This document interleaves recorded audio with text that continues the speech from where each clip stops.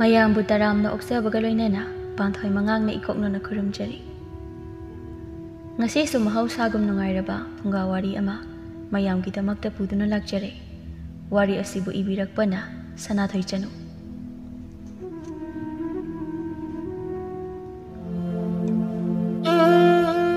ꯊꯥꯏꯅ ꯃꯃꯥꯡꯉꯩꯗ ꯅꯤꯡꯊꯧ ꯄꯥꯟꯕ ꯂꯩꯕꯥꯛ ꯑꯃꯒꯤ ꯃꯇꯥꯏ ꯏꯊꯪ ꯊꯪꯅ ꯂꯩꯕ ꯑꯄꯤꯛꯄ ꯈꯨꯟ ꯑꯃꯗ ꯌꯥꯝ ꯂꯥꯏꯔꯕ ꯃꯇꯩ ꯃꯅꯥꯎ ꯑꯅꯤꯈꯛ ꯂꯩꯔꯝꯃꯤ꯫ ꯃꯈꯣꯏ ꯑꯅꯤ ꯃꯃꯤꯠꯇ ꯃꯁꯥꯁꯨ ꯎꯔꯝꯗꯦ꯫ ꯂꯨꯍꯣꯡꯕ ꯆꯍꯤ 4 ꯍꯦꯜꯂꯛꯂꯕ ꯐꯥꯎꯕ ꯄꯥꯛꯄꯤ ꯃꯁꯥꯗꯣ ꯑꯅꯥꯕ ꯑꯃ ꯂꯩꯕꯅ ꯃꯔꯝ ꯑꯣꯏꯗꯨꯅ ꯍꯧꯒꯠ ꯀꯥꯡꯈꯠꯄ ꯉꯝꯗꯅꯁꯨ ꯂꯩꯔꯝꯃꯤ꯫ ꯅꯤꯡꯊꯧ ꯃꯥꯒꯤ ꯅꯨꯄꯤ ꯄꯥꯛꯄꯤꯅ ꯐꯃꯨꯡꯗꯒꯤ ꯃꯁꯤ ꯂꯦꯡꯗꯅ ꯂꯩꯕ ꯑꯗꯨꯗ ꯋꯥꯈꯜ ꯋꯥꯔꯗꯨꯅ ꯃꯥꯡꯒꯣꯜꯗ ꯃꯪꯗꯨꯅ ꯐꯝꯗꯨꯅ ꯂꯩꯔꯝꯃꯤ꯫ ꯅꯤꯡꯊꯧꯅ ꯃꯪꯗꯨꯅ ꯐꯝꯂꯤꯉꯩ ꯃꯥꯒꯤ ꯂꯩꯀꯥꯏꯒꯤ ꯃꯔꯨꯞ ꯄꯥꯔꯤꯗꯨ ꯂꯥꯛꯇꯨꯅ ꯍꯥꯏꯔꯛꯂꯝꯃꯤ꯫ "ꯏꯇꯥꯎ ꯅꯤꯡꯊꯧ, ꯏꯇꯥꯎꯗꯤ ꯃꯥꯡꯒꯣꯜꯗ ꯃꯪꯂꯒ ꯐꯝꯂꯒ ꯂꯩꯔꯕꯣ?" "ꯏꯇꯥꯎ ꯄꯥꯔꯤ, ꯅꯪ ꯂꯥꯛꯏꯔꯥ? ꯑꯩꯗꯤ ꯃꯪꯂꯤꯉꯩꯗ ꯏꯇꯥꯎ ꯂꯥꯛꯄꯒ ꯑꯃꯠꯇ ꯎꯍꯧꯗ꯭ꯔꯦ꯫ ꯁꯥꯎ ꯌꯥꯗꯦꯀꯣ ꯏꯇꯥꯎ, ꯐꯝꯃꯣ ꯐꯥꯜ ꯑꯁꯤꯗ ꯏꯇꯥꯎ." ꯄꯥꯔꯤ ꯐꯥꯜ ꯑꯗꯨꯗ ꯐꯝꯂꯒ ꯈꯨꯝꯂꯛꯏ꯫ "ꯁꯥꯎꯗꯦꯗ ꯏꯇꯥꯎ, ꯀꯔꯤꯒꯤ ꯁꯥꯎꯗꯣꯏꯅꯣ? ꯃꯔꯝ ꯆꯥꯗꯅꯕꯨ ꯏꯇꯥꯎꯗ ꯑꯩꯅ ꯍꯦꯛꯇ ꯁꯥꯎꯕ ꯌꯥꯕ꯭ꯔꯅꯦ?" "ꯑꯁ ꯏꯇꯥꯎ, ꯑꯩꯁꯦ ꯍꯟꯗꯛꯇꯤ ꯋꯥꯈꯜꯁꯦ ꯌꯥꯝ ꯋꯥꯔꯦ꯫ ꯑꯗꯨꯅ ꯏꯁꯥꯁꯦ ꯂꯩꯇꯥꯐꯝꯁꯨ ꯈꯪꯗ꯭ꯔꯦ, ꯇꯧꯐꯝꯁꯨ ꯈꯪꯗ꯭ꯔꯦ꯫ ꯃꯊꯥ ꯌꯥꯝ ꯁꯥꯔꯦꯗ." "ꯏꯇꯥꯎ, ꯀꯔꯤꯒꯤ ꯃꯊꯥꯅꯣ? ꯏꯇꯥꯎꯅ ꯁꯥꯔꯤꯕꯣ? ꯅꯇꯥꯎꯗꯁꯨ ꯈꯔ ꯈꯪꯍꯜꯂꯛꯎꯗꯅ꯫ ꯅꯇꯥꯎꯅ ꯄꯥꯡꯕ ꯉꯝꯒꯗꯕ ꯃꯇꯦꯡ ꯑꯣꯏꯔꯕꯗꯤ ꯄꯥꯡꯒꯦ." "ꯏꯇꯥꯎ, ꯑꯩꯒꯤ ꯅꯨꯄꯤ ꯄꯥꯛꯄꯤꯅ ꯐꯃꯨꯡꯗꯒꯤ ꯍꯦꯟꯗꯣꯛꯇꯅ ꯍꯧꯒꯠ ꯀꯥꯡꯈꯠꯄ ꯉꯝꯗꯅ ꯂꯩꯔꯛꯂꯤꯕꯁꯦ ꯀꯌꯥꯗꯤ ꯀꯨꯏꯔꯦ꯫ ꯂꯥꯏꯕꯛꯅ ꯊꯤꯔꯤꯁꯨ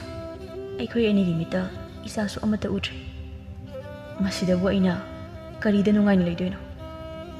ꯃꯁꯤꯗꯁꯨ ꯅꯠꯇꯅ ꯑꯩꯒꯤ ꯁꯦꯜ ꯊꯣꯛꯄ ꯌꯥꯕ ꯁꯤꯟꯐꯝ ꯑꯃꯠꯇꯁꯨ ꯐꯪꯗꯦ." "ꯍꯦꯔ ꯏꯇꯥꯎ, ꯑꯗꯨꯒꯤꯕꯨ ꯏꯇꯥꯎꯅ ꯀꯔꯤꯒꯤ ꯋꯥꯔꯤꯅꯣ?" "ꯋꯥꯗ꯭ꯔꯗꯤ ꯀꯔꯤꯅꯣ ꯏꯇꯥꯎ? ꯑꯩꯒꯤ ꯅꯨꯄꯤ ꯂꯥꯌꯦꯡꯅꯕ ꯍꯣꯠꯅꯕꯗ ꯑꯩꯒꯤ ꯂꯩꯖꯔꯝꯕ ꯂꯧ ꯈꯔ ꯑꯗꯨꯁꯨ ꯃꯤꯉꯣꯟꯗ ꯌꯣꯟꯊꯣꯛꯈ꯭ꯔꯦ ꯂꯣꯏꯅ꯫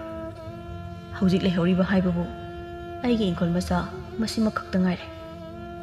ꯏꯇꯥꯎ, ꯁꯦꯜ ꯊꯣꯛꯄ ꯌꯥꯕ ꯁꯤꯟꯐꯝꯗꯤ ꯃꯌꯥꯝ ꯑꯃ ꯂꯩꯅ꯫ ꯏꯇꯥꯎꯗꯤ ꯁꯦꯜꯁꯨ ꯄꯥꯏꯗꯣ, ꯀꯣꯅꯨꯡꯗ ꯅꯤꯡꯊꯧꯒꯤ ꯁꯖꯤꯛ ꯐꯥꯟꯕꯒꯤ ꯁꯤꯟꯐꯝ ꯑꯃꯁꯨ ꯇꯧꯔꯤꯗꯣ꯫ ꯏꯇꯥꯎ, ꯑꯩꯅ ꯍꯥꯏꯅꯤꯡꯉꯤꯁꯦ ꯑꯇꯩ ꯑꯃꯠꯇ ꯅꯠꯇꯦꯁꯦ꯫ ꯏꯇꯥꯎꯁꯨꯅꯦ ꯀꯣꯅꯨꯡꯗ ꯊꯕꯛ ꯑꯃ ꯇꯧꯅꯕ ꯊꯧꯔꯥꯡ ꯇꯧꯁꯤ." "ꯑꯁ ꯏꯇꯥꯎ, ꯃꯗꯨ ꯑꯣꯏꯊꯣꯛꯀꯅꯤ ꯊꯥꯖꯗꯦꯗ ꯑꯩꯗꯤ." "ꯍꯦꯔ ꯏꯇꯥꯎ, ꯅꯨꯄꯥ ꯃꯥꯟꯗꯕ ꯇꯧꯅꯨꯗ, ꯅꯨꯄꯥꯅꯕꯣ꯫ ꯍꯌꯦꯡ ꯀꯣꯅꯨꯡꯗ ꯑꯩꯅ ꯊꯕꯛ ꯆꯠꯄꯗ ꯏꯇꯥꯎꯒꯤ ꯊꯕꯛ ꯑꯃ ꯀꯣꯅꯨꯡꯗ ꯇꯧꯅꯕ ꯑꯩ ꯍꯥꯏꯅꯔꯛꯀꯦ ꯏꯅꯤꯡꯊꯧꯗ." "ꯏꯇꯥꯎ, ꯁꯦꯡꯂꯕ꯭ꯔꯣ ꯏꯇꯥꯎꯅ ꯍꯥꯏꯔꯤꯕ ꯋꯥꯗꯨꯕꯣ?" "ꯑꯁꯦꯡꯕꯅꯤꯅꯦ ꯏꯇꯥꯎ, ꯅꯇꯥꯎꯅ ꯍꯥꯏꯔꯤꯁꯦ꯫ ꯏꯇꯥꯎꯒꯤ ꯋꯥ ꯇꯥꯕꯗ ꯑꯩ ꯌꯥꯝ ꯅꯨꯡꯉꯥꯏꯔꯦ ꯏꯇꯥꯎ꯫ ꯏꯇꯥꯎꯅ ꯊꯕꯛꯇꯨꯗ ꯃꯥꯏ ꯄꯥꯛꯅꯕ ꯍꯣꯠꯅꯕꯤꯔꯣ꯫ ꯑꯩ ꯏꯇꯥꯎꯒꯤ ꯇꯧꯃꯜ ꯄꯨꯟꯁꯤ ꯆꯨꯞꯄꯒꯤ ꯀꯥꯎꯖꯔꯣꯏ ꯏꯇꯥꯎ." "ꯍꯣꯏ ꯍꯣꯏ, ꯍꯥꯏꯅꯔꯛꯀꯦꯁꯦ ꯏꯇꯥꯎ꯫ ꯑꯩꯁꯨ ꯅꯨꯡꯉꯥꯏꯇꯦ ꯏꯇꯥꯎꯅ ꯃꯊꯥ ꯁꯥꯅ ꯌꯨꯝꯗ ꯁꯨꯝ ꯂꯩꯕꯁꯦ꯫ ꯑꯗꯨꯅ ꯑꯊꯨꯕꯗ ꯑꯩ ꯏꯇꯥꯎꯒꯤ ꯊꯕꯛ ꯑꯃ ꯇꯧꯅꯕ ꯏꯅꯤꯡꯊꯧꯗ ꯍꯥꯏꯅꯔꯛꯂꯒꯦ." "ꯍꯣꯏ ꯏꯇꯥꯎ, ꯑꯗꯨꯗꯤ ꯏꯇꯥꯎ ꯑꯩ ꯑꯃꯨꯛ ꯍꯟꯈ꯭ꯔꯒꯦ꯫ ꯍꯌꯦꯡ ꯁꯤꯒꯤ ꯃꯇꯝ ꯑꯁꯤꯗ ꯑꯃꯨꯛ ꯂꯥꯛꯂꯒꯦ, ꯑꯗꯨꯒ ꯄꯥꯎꯗꯣ ꯍꯥꯏꯔꯒꯦ ꯏꯇꯥꯎ." "ꯍꯣꯏ ꯏꯇꯥꯎ, ꯑꯗꯨꯗꯤ ꯑꯩ ꯊꯤꯟꯗꯣꯛꯀꯦ ꯀꯣꯟꯊꯣꯡ ꯐꯥꯎꯕ." "ꯌꯥꯔꯦ ꯌꯥꯔꯦ ꯏꯇꯥꯎ, ꯊꯤꯟꯗꯣꯛꯇ꯭ꯔꯕꯁꯨ ꯌꯥꯔꯦ꯫ ꯑꯩ ꯑꯁꯨꯝ ꯆꯠꯈ꯭ꯔꯒꯦ꯫ ꯏꯆꯟ ꯄꯥꯛꯄꯤꯗꯣ ꯅꯥꯔꯒ ꯂꯩꯕꯅꯤꯅ ꯃꯥꯒꯤ ꯃꯅꯥꯛꯇꯒꯤ ꯍꯦꯟꯗꯣꯛꯄꯤꯒꯅꯨ." "ꯍꯣꯏ ꯏꯇꯥꯎ, ꯑꯗꯨꯗꯤ ꯑꯩ ꯑꯁꯨꯝ ꯂꯩꯍꯧꯔꯒꯦꯀꯣ ꯏꯇꯥꯎ." "ꯍꯣꯏ ꯍꯣꯏ ꯏꯇꯥꯎ, ꯂꯩꯕꯤꯍꯧꯔꯣ." ꯉꯁꯥꯏꯗꯒꯤ ꯃꯄꯨꯔꯣꯏꯕ ꯅꯤꯡꯊꯧꯒ ꯄꯥꯔꯤꯒꯅ ꯁꯥꯟꯅꯔꯤꯕ ꯋꯥꯔꯤ ꯄꯨꯝꯕ ꯄꯥꯛꯄꯤ ꯃꯥꯁꯨ ꯐꯃꯨꯡꯗ ꯍꯤꯞꯅ ꯍꯤꯞꯅ ꯇꯥꯔꯝꯃꯤ꯫ ꯃꯥꯁꯨ ꯅꯨꯡꯉꯥꯏꯖꯗꯦ, ꯃꯥꯅ ꯃꯔꯝ ꯑꯣꯏꯔꯒ ꯃꯄꯨꯔꯣꯏꯕꯅ ꯁꯨꯐꯝ ꯅꯣꯝꯐꯝ ꯈꯪꯗꯅ ꯌꯨꯝꯗ ꯃꯪꯗꯨꯅ ꯑꯁꯨꯝ ꯂꯩꯕ ꯑꯁꯤꯗ ꯃꯄꯨꯔꯣꯏꯕꯅ ꯊꯕꯛ ꯁꯨꯕ ꯆꯠꯅꯕꯒꯤ ꯋꯥ ꯍꯥꯏꯅꯈꯤꯕ ꯑꯗꯨꯗ ꯃꯥꯅ ꯍꯦꯟꯅ ꯅꯨꯡꯉꯥꯏꯖꯕ ꯐꯥꯎꯔꯝꯃꯤ ꯃꯥꯒꯤ ꯃꯁꯥꯗ꯫ ꯅꯨꯃꯤꯠꯇꯨ ꯍꯧꯈ꯭ꯔꯕ ꯃꯇꯨꯡ ꯄꯥꯔꯤ ꯉꯔꯥꯡ ꯃꯥꯅ ꯂꯥꯛꯂꯝꯕ ꯃꯇꯝ ꯑꯗꯨꯗ ꯂꯥꯛꯂꯗꯨꯅ ꯇꯝꯂꯝꯃꯤ ꯃꯥꯒꯤ ꯃꯇꯥꯎ ꯅꯤꯡꯊꯧꯕꯨ ꯍꯌꯦꯡꯗꯒꯤ ꯀꯣꯅꯨꯡꯗ ꯊꯕꯛ ꯆꯠꯄ ꯌꯥꯔꯒꯅꯤ ꯍꯥꯏꯗꯨꯅ꯫ ꯅꯤꯡꯊꯧ ꯃꯥꯒꯤ ꯃꯇꯥꯎ ꯄꯥꯔꯤꯒꯤ ꯋꯥꯗꯨ ꯇꯥꯕꯗ ꯍꯔꯥꯎꯅ ꯍꯥꯏꯔꯛꯏ꯫ "ꯏꯇꯥꯎ, ꯑꯩ ꯌꯥꯝꯅ ꯅꯨꯡꯉꯥꯏꯔꯦ꯫ ꯏꯇꯥꯎꯒꯤ ꯋꯥ ꯇꯥꯕꯗ ꯏꯇꯥꯎꯅ ꯁꯤꯟꯕꯤꯗꯨꯅ ꯑꯩꯒꯤ ꯄꯨꯟꯁꯤꯕꯨ ꯃꯉꯥꯜ ꯃꯆꯦꯠ ꯑꯃꯠꯇ ꯑꯣꯏꯔꯕꯁꯨ ꯐꯪꯍꯟꯕꯤꯕꯒꯤꯗꯃꯛꯇ ꯑꯩ ꯇꯁꯦꯡꯅ ꯅꯨꯡꯉꯥꯏꯔꯦ ꯏꯇꯥꯎ꯫ ꯏꯇꯥꯎ ꯄꯥꯔꯤ, ꯑꯩ ꯍꯥꯏꯐꯝ ꯈꯪꯗꯅ ꯅꯨꯡꯉꯥꯏ꯫ ꯑꯩꯅ ꯀꯔꯝꯅ ꯍꯥꯏꯔꯒ ꯑꯩꯒꯤ ꯍꯔꯥꯎꯕ ꯅꯨꯡꯉꯥꯏꯕ ꯑꯁꯦ ꯐꯣꯡꯗꯣꯛꯀꯅꯤ ꯑꯩ ꯈꯪꯗ꯭ꯔꯦ ꯏꯇꯥꯎ꯫ ꯏꯇꯥꯎꯅ ꯍꯔꯥꯎꯕ ꯎꯔꯒ ꯑꯩꯅ ꯍꯦꯟꯅ ꯅꯨꯡꯉꯥꯏꯕ ꯄꯣꯛꯏ ꯏꯇꯥꯎ꯫ ꯑꯗꯨ ꯏꯇꯥꯎ, ꯑꯩꯅ ꯀꯣꯅꯨꯡ ꯆꯠꯄꯗ ꯇꯣꯡꯅꯕ ꯁꯒꯣꯜꯗꯤ ꯑꯃꯠꯇꯁꯨ ꯂꯩꯇꯦ꯫ ꯑꯗꯨꯅ ꯑꯩꯗꯤ ꯈꯣꯡꯅ ꯆꯠꯀꯗ꯭ꯔꯥ ꯏꯇꯥꯎ?" "ꯏꯇꯥꯎ, ꯃꯗꯨꯒꯤꯗꯤ ꯀꯔꯤꯁꯨ ꯋꯥꯕꯤꯔꯨꯅꯨ꯫ ꯏꯇꯥꯎꯅ ꯀꯣꯅꯨꯡꯗ ꯊꯕꯛ ꯆꯠꯄ ꯍꯧꯕꯒ ꯏꯅꯤꯡꯊꯧꯅ ꯑꯗꯨꯝ ꯄꯤꯔꯛꯂꯅꯤ꯫ ꯏꯇꯥꯎꯅ ꯀꯣꯅꯨꯡ ꯀꯥꯔꯛꯄꯗ ꯇꯣꯡꯅꯕ ꯁꯒꯣꯜꯗꯤ ꯑꯗꯨꯗꯤ ꯏꯇꯥꯎ ꯑꯩꯒꯤꯁꯨ ꯁꯒꯣꯜ ꯄꯤꯔꯛꯀꯅꯤꯀꯣ ꯑꯗꯨ ꯏꯇꯥꯎ ꯍꯌꯦꯡꯗꯤ ꯑꯩꯗꯤ ꯀꯔꯤꯗ ꯇꯣꯡꯂꯒ ꯀꯣꯅꯨꯡ ꯆꯠꯀꯅꯤ ꯏꯇꯥꯎ ꯑꯍꯥꯟꯕꯁꯨ ꯑꯣꯏꯕꯅꯤ나 ꯉꯟꯇꯥ ꯆꯠꯇꯕꯁꯨ ꯌꯥꯔꯣꯏ ꯏꯇꯥꯎ ꯍꯌꯦꯡꯒꯤꯗꯤ ꯀꯔꯤꯁꯨ ꯋꯥꯔꯨꯔꯅꯨ ꯑꯩꯒꯤ ꯁꯒꯣꯜꯗ ꯄꯨꯟꯅ ꯇꯣꯡꯂꯒ ꯆꯠꯂꯁꯤ ꯌꯥꯒꯗ꯭ꯔꯅꯤ ꯏꯇꯥꯎ ꯁꯒꯣꯜ ꯑꯃꯗ ꯑꯩꯈꯣꯏ ꯑꯅꯤ ꯇꯣꯡꯂꯒ ꯂꯝꯁꯥꯡ ꯆꯠꯄꯗꯨꯕꯨ ꯏꯇꯥꯎ ꯌꯥꯅꯕꯕꯨ ꯁꯤꯜꯂꯕꯗꯤ ꯄꯨꯝꯅꯃꯛ ꯌꯥꯒꯅꯤꯗ ꯏꯇꯥꯎ ꯍꯌꯦꯡ ꯈꯛꯀꯤꯕꯨ ꯌꯥꯅꯕ ꯁꯤꯜꯂꯒ ꯂꯣꯏꯔꯦ ꯍꯣꯏ ꯏꯇꯥꯎ ꯑꯗꯨꯗꯤ ꯍꯌꯦꯡꯗꯣ ꯄꯨꯟꯅ ꯆꯠꯃꯤꯟꯅꯔꯁꯤ ꯑꯩꯈꯣꯏ ꯑꯅꯤ ꯍꯣꯏ ꯏꯇꯥꯎ ꯑꯗꯨ ꯏꯇꯥꯎ ꯍꯌꯦꯡꯗꯣ ꯈꯔ ꯉꯟꯅ ꯀꯣꯟꯊꯣꯡꯗ ꯊꯣꯛꯂꯒ ꯂꯩꯕꯤꯔꯝꯃꯨꯀꯣ ꯍꯣꯏ ꯏꯇꯥꯎ ꯂꯩꯔꯝꯃꯒꯦ ꯑꯗꯨꯗꯤ ꯏꯇꯥꯎ ꯑꯩ ꯑꯃꯨꯛ ꯆꯠꯈ꯭ꯔꯒꯦ ꯅꯨꯡꯉꯥꯏꯔꯕ ꯄꯥꯎ ꯑꯁꯦ ꯏꯆꯟ ꯄꯥꯛꯄꯤꯗꯁꯨ ꯏꯇꯥꯎꯅ ꯈꯔ ꯇꯝꯕꯤꯔꯣ ꯍꯣꯏ ꯏꯇꯥꯎ ꯇꯝꯒꯦ ꯆꯠꯂꯦꯀꯣ ꯑꯗꯣ ꯏꯇꯥꯎ ꯊꯤꯟꯗꯣꯛꯀꯦ ꯍꯥꯏꯔꯛꯀꯅꯨꯀꯣ ꯑꯃꯨꯛ ꯑꯩ ꯏꯊꯟꯇ ꯆꯠꯆꯈ꯭ꯔꯒꯦ ꯍꯣꯏ ꯏꯇꯥꯎ ꯏꯇꯥꯎꯅ ꯌꯥꯗ꯭ꯔꯕꯅꯤꯅ ꯅꯇꯥꯎꯁꯨ ꯑꯁꯨꯝ ꯂꯩꯍꯧꯔꯦꯀꯣ ꯑꯁꯤ ꯍꯥꯏꯔꯝꯂꯒ ꯅꯤꯡꯊꯧ ꯍꯔꯥꯎꯅ ꯑꯩꯈꯣꯏꯒꯤ ꯀꯥꯗ ꯆꯦꯟꯁꯤꯜꯂꯛꯂꯒ ꯐꯃꯨꯡꯗ ꯌꯥꯇꯥꯗꯨꯅ ꯂꯩꯔꯤꯕꯤ ꯃꯥꯒꯤ ꯅꯨꯄꯤꯗ ꯃꯥꯒꯤ ꯅꯨꯡꯉꯥꯏꯔꯕ ꯄꯥꯎ ꯑꯗꯨ ꯇꯝꯂꯝꯃꯤ ꯄꯥꯛꯄꯤ ꯃꯃꯤꯠꯇ ꯃꯄꯤ ꯏꯔꯥ ꯆꯦꯜꯂꯗꯨꯅ ꯍꯔꯥꯎꯅ ꯈꯨꯝꯂꯛꯏ ꯃꯣꯏꯕꯥꯁꯤꯒꯤ ꯄꯥꯎꯁꯦ ꯇꯥꯕꯗ ꯑꯩ ꯌꯥꯝꯅ ꯅꯨꯡꯉꯥꯏꯌꯦ ꯃꯣꯏꯕꯥꯁꯤ ꯑꯩꯅ ꯃꯔꯝ ꯑꯣꯏꯔꯒ ꯃꯣꯏꯕꯥꯁꯤꯅ ꯁꯨꯐꯝ ꯅꯣꯝꯐꯝ ꯈꯪꯗꯅ ꯌꯨꯝꯗ ꯋꯥꯈꯜ ꯐꯛꯁꯤꯟꯅ ꯂꯩꯕꯗꯣ ꯑꯩ ꯌꯦꯡꯕ ꯅꯨꯡꯉꯥꯏꯇꯦ ꯃꯣꯏꯕꯥꯁꯤ ꯏꯍꯦ ꯄꯥꯛꯄꯤ ꯑꯗꯨꯒꯨꯝꯕ ꯋꯥꯗꯣ ꯉꯥꯡꯒꯅꯨꯅꯦ ꯅꯪꯕꯣ ꯑꯩꯒꯤ ꯅꯨꯡꯉꯥꯏꯔꯕ ꯄꯥꯎ ꯇꯥꯔꯒ ꯑꯗꯨꯒꯨꯝꯕ ꯐꯠꯇꯕ ꯋꯥꯗꯣ ꯉꯥꯡꯅꯨꯀꯣ ꯑꯃꯨꯛ ꯍꯟꯅ ꯉꯥꯡꯕ ꯌꯥꯗꯦꯀꯣ ꯍꯧꯈ꯭ꯔꯕꯗꯤ ꯍꯧꯈ꯭ꯔꯦ ꯃꯁꯤꯕꯨ ꯅꯪꯅ ꯑꯣꯏꯅꯤꯡꯗꯅ ꯑꯣꯏꯈꯤꯕ꯭ꯔꯕ ꯁꯤꯗꯩꯗꯤ ꯑꯩꯅ ꯀꯣꯅꯨꯡꯗ ꯊꯕꯛ ꯁꯨꯕ ꯆꯠꯂꯒꯅꯦ ꯃꯗꯨꯗ ꯐꯪꯂꯛꯄ ꯁꯦꯜꯗꯨꯅ ꯑꯩꯈꯣꯏ ꯑꯅꯤꯒꯤ ꯐꯖꯕ ꯐꯤꯖꯣꯜꯁꯨ ꯂꯩꯒꯅꯤ ꯑꯍꯥꯎꯕ ꯌꯦꯟꯁꯥꯡꯁꯨ ꯆꯥꯒꯅꯤ ꯐꯖꯕ ꯌꯨꯝꯁꯨ ꯁꯥꯒꯅꯤ ꯃꯣꯏꯕꯥꯁꯤ ꯑꯗꯨꯒꯅꯦ ꯄꯥꯛꯄꯤ ꯍꯌꯦꯡꯗꯒꯤ ꯑꯩꯅ ꯊꯕꯛ ꯍꯦꯛ ꯆꯠꯈꯤꯕꯒ ꯑꯩꯅ ꯃꯄꯥꯟꯗꯒꯤ ꯌꯨꯝꯒꯤ ꯊꯣꯡꯖꯥꯎ ꯑꯁꯦ ꯊꯣꯡ ꯆꯦꯠꯅ ꯂꯣꯟꯁꯤꯜꯂꯒ ꯊꯅꯝꯒꯦ ꯌꯨꯝꯗ ꯂꯥꯛꯄ ꯃꯤꯅ ꯃꯤ ꯂꯩꯇꯕ ꯃꯥꯟꯅꯕ ꯍꯣꯏ ꯃꯣꯏꯕꯥꯁꯤ ꯑꯗꯨꯒ ꯑꯩꯅ ꯀꯣꯅꯨꯡꯗꯒꯤ ꯍꯜꯂꯛꯂꯒꯅꯦ ꯊꯣꯡꯗꯣ ꯑꯃꯨꯛ ꯍꯥꯡꯗꯣꯏꯅꯤ ꯑꯗꯣ ꯑꯩꯅ ꯊꯕꯛ ꯆꯠꯊꯣꯛꯈ꯭ꯔꯤꯉꯩꯗ ꯅꯪꯒꯤ ꯆꯥꯅꯕꯁꯨ ꯊꯅꯝꯗꯣꯏꯅꯤ ꯅꯪꯕꯨ ꯍꯩꯔꯥ ꯀꯔꯤ ꯆꯥꯅꯤꯡꯕꯒꯦ ꯍꯥꯏꯌꯣ ꯑꯩꯉꯣꯟꯗ ꯃꯣꯏꯕꯥꯁꯤ ꯑꯩ ꯀꯔꯤꯁꯨ ꯆꯥꯅꯤꯡꯗꯦꯗ ꯆꯥꯅꯤꯡꯗꯕ ꯌꯥꯔꯣꯏꯅꯦ ꯅꯨꯄꯤ ꯅꯪꯕꯣ ꯆꯥꯅꯤꯡꯗꯦ ꯍꯥꯏꯗꯅ ꯆꯥꯗꯕꯗꯒꯤꯅꯦ ꯅꯪꯅ ꯉꯁꯤ ꯐꯥꯎꯕ ꯅꯁꯥꯗꯣ ꯅꯌꯥꯡ ꯀꯛꯇ꯭ꯔꯤꯛ ꯀꯪꯉꯤꯕꯗꯣ ꯍꯥꯟꯅ ꯆꯥꯔꯝꯗ꯭ꯔꯕꯁꯨ ꯍꯧꯖꯤꯛꯇꯤꯅꯦ ꯑꯩ ꯊꯕꯛ ꯆꯠꯇꯧꯔꯦ ꯑꯗꯨꯅ ꯆꯥꯗꯕ ꯌꯥꯔꯔꯣꯏ ꯃꯣꯏꯕꯥꯁꯤꯅ ꯑꯩꯕꯨ ꯑꯁꯨꯛ ꯌꯥꯝꯅ ꯄꯤꯖꯅꯤꯡꯂꯤꯕ ꯑꯁꯤꯕꯨ ꯑꯩꯅ ꯆꯥꯅꯕ ꯂꯩꯅꯕ ꯁꯦꯟꯕꯨ ꯂꯩꯔꯕ꯭ꯔꯣ ꯃꯣꯏꯕꯥꯁꯤ ꯍꯦꯔꯥ ꯑꯩ ꯊꯕꯛ ꯁꯨꯕ ꯆꯠꯇꯧꯔꯕ ꯑꯁꯤꯗꯤ ꯅꯨꯄꯤ ꯅꯪꯕꯣ ꯃꯣꯏꯕꯥꯁꯤ ꯊꯕꯛ ꯁꯨꯕ ꯆꯠꯇꯧꯔꯦ ꯍꯥꯏꯗꯅ ꯃꯤꯅ ꯄꯣꯠ ꯁꯣꯠꯍꯟꯕꯤꯔꯛꯀꯗ꯭ꯔꯅꯤ ꯃꯣꯏꯕꯥꯁꯤ ꯄꯥꯛꯄꯤ ꯑꯩꯅ ꯊꯣꯛꯄ ꯁꯤꯟꯒꯦ ꯃꯗꯨꯒꯤꯗꯤ ꯀꯣ ꯅꯪꯅꯅꯦ ꯃꯗꯨꯗ ꯊꯣꯏꯅ ꯍꯦꯟꯅ ꯋꯥꯁꯤꯟꯒꯅꯨ ꯅꯁꯥꯒ ꯁꯣꯜꯂꯒ ꯂꯩꯕ ꯑꯗꯨꯗ ꯋꯥꯈꯜ ꯂꯩꯃꯜ ꯑꯣꯏꯕ ꯇꯥꯔꯦ ꯑꯩ ꯂꯩꯔꯨꯒꯦꯁꯦ ꯅꯪ ꯂꯩꯔꯝꯃꯨ ꯉꯥꯏꯍꯥꯛ ꯑꯁꯤ ꯍꯥꯏꯔꯝꯗꯨꯅ ꯄ꯭ꯔꯕꯞ ꯊꯣꯛꯂꯛꯏ ꯅꯤꯡꯊꯧ ꯑꯁꯨꯝ ꯊꯣꯛꯂꯛꯂꯒ ꯂꯝꯂꯣꯡ ꯑꯅꯤ ꯐꯥꯡꯕ ꯑꯗꯨꯗ ꯃꯀꯣꯛꯇꯨ ꯈꯣꯠꯇꯨꯅ ꯉꯥꯏꯍꯥꯛ ꯋꯥꯈꯜ ꯇꯧꯗꯨꯅ ꯂꯦꯞꯄꯤ ꯑꯗꯨꯒ ꯃꯥꯒꯤ ꯃꯇꯥꯎ ꯄꯥꯔꯤꯒꯤ ꯃꯌꯨꯝꯂꯣꯝꯗ ꯑꯣꯏꯅ ꯃꯈꯣꯡꯗꯨ ꯊꯥꯡꯗꯨꯅ ꯂꯥꯛꯂꯝꯃꯤ ꯄꯥꯔꯤ ꯅꯤꯡꯊꯧꯅ ꯃꯥꯒꯤ ꯃꯌꯨꯝꯗ ꯂꯥꯛꯄꯗꯨ ꯎꯕꯗ ꯀꯧꯗꯨꯅ ꯍꯥꯏꯔꯛꯏ ꯍꯣꯏ ꯏꯇꯥꯎ ꯑꯩ ꯁꯣꯝꯗ ꯂꯩꯌꯦ ꯁꯣꯝꯗ ꯂꯥꯛꯑꯣ ꯏꯇꯥꯎ ꯍꯣꯏ ꯏꯇꯥꯎ ꯑꯁ ꯏꯇꯥꯎ ꯅꯪꯗꯤ ꯊꯕꯛ ꯀꯌꯥꯝ ꯐꯔꯝꯃꯤꯖꯥꯠꯅꯤꯅ ꯀꯥꯏꯗꯤ ꯊꯕꯛ ꯐꯕꯅꯣꯗ ꯏꯇꯥꯎ ꯁꯤ ꯐꯥꯎꯗ ꯑꯩꯈꯣꯏ ꯅꯨꯄꯤꯅ ꯊꯕꯛ ꯁꯨꯃꯟꯗꯦ ꯍꯥꯏꯔꯤꯕꯅꯤ ꯏꯇꯥꯎ ꯈꯛꯇꯅꯤ ꯑꯩꯕꯨ ꯊꯥꯒꯠꯄꯤꯔꯤꯁꯦ ꯏꯇꯥꯎ ꯑꯗꯣ ꯑꯩ ꯋꯥ ꯑꯃꯇ ꯍꯥꯏꯒꯦ ꯍꯥꯏꯗꯅ ꯏꯇꯥꯎꯒꯤꯗ ꯂꯥꯛꯏꯅꯤ ꯒ ꯍꯥꯏꯗ꯭ꯔꯁꯨ ꯑꯗꯨꯝ ꯀꯣꯏꯗꯅ ꯍꯥꯏꯔꯛꯑꯣ ꯀꯩꯗꯧꯔꯒꯦ ꯏꯇꯥꯎ ꯑꯩꯉꯣꯟꯗꯕꯨ ꯑꯃꯨꯛ ꯀꯣꯏꯔꯣ ꯏꯇꯥꯎ ꯅꯪꯒꯤꯁꯤꯕꯨ ꯍꯧꯖꯤꯛꯄꯣ ꯏꯇꯥꯎ ꯑꯩꯁꯨ ꯍꯌꯦꯡꯗꯒꯤ ꯀꯣꯅꯨꯡꯗ ꯊꯕꯛ ꯆꯠꯂꯗꯕꯅꯤꯅ ꯄꯥꯛꯄꯤꯒꯤ ꯆꯥꯅꯕ ꯈꯔ ꯂꯥꯡꯁꯤꯟꯗꯨꯅ ꯊꯅꯝꯗꯕ ꯌꯥꯔꯣꯏ ꯑꯗꯨꯅ ꯏꯇꯥꯎ ꯑꯗꯨꯅ ꯀꯩꯗꯧꯔꯒꯦ ꯑꯗꯨꯝ ꯍꯥꯏꯔꯛꯑꯣ ꯋꯥꯗꯣ ꯃꯈꯥ ꯑꯗꯨꯅ ꯏꯇꯥꯎꯒꯤ ꯁꯦꯜꯒ ꯂꯩꯔꯗꯤ ꯅꯨꯃꯤꯠ ꯈꯔꯅꯤꯗ ꯄꯨꯒꯦ ꯍꯥꯏꯒꯦ ꯍꯥꯏꯗꯨꯅ ꯂꯥꯛꯄꯅꯤ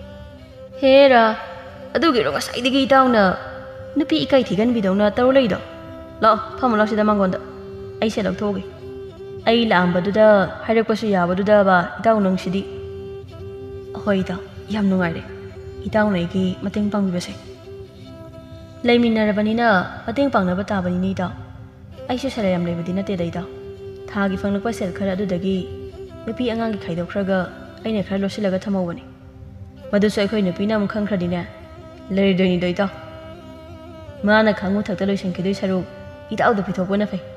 ꯐꯥꯜ ꯑꯗꯨꯗ ꯐꯝꯂꯝꯃꯨꯀꯣ ngahak phom ko itaw ai se lok tholu ki ahoi itaw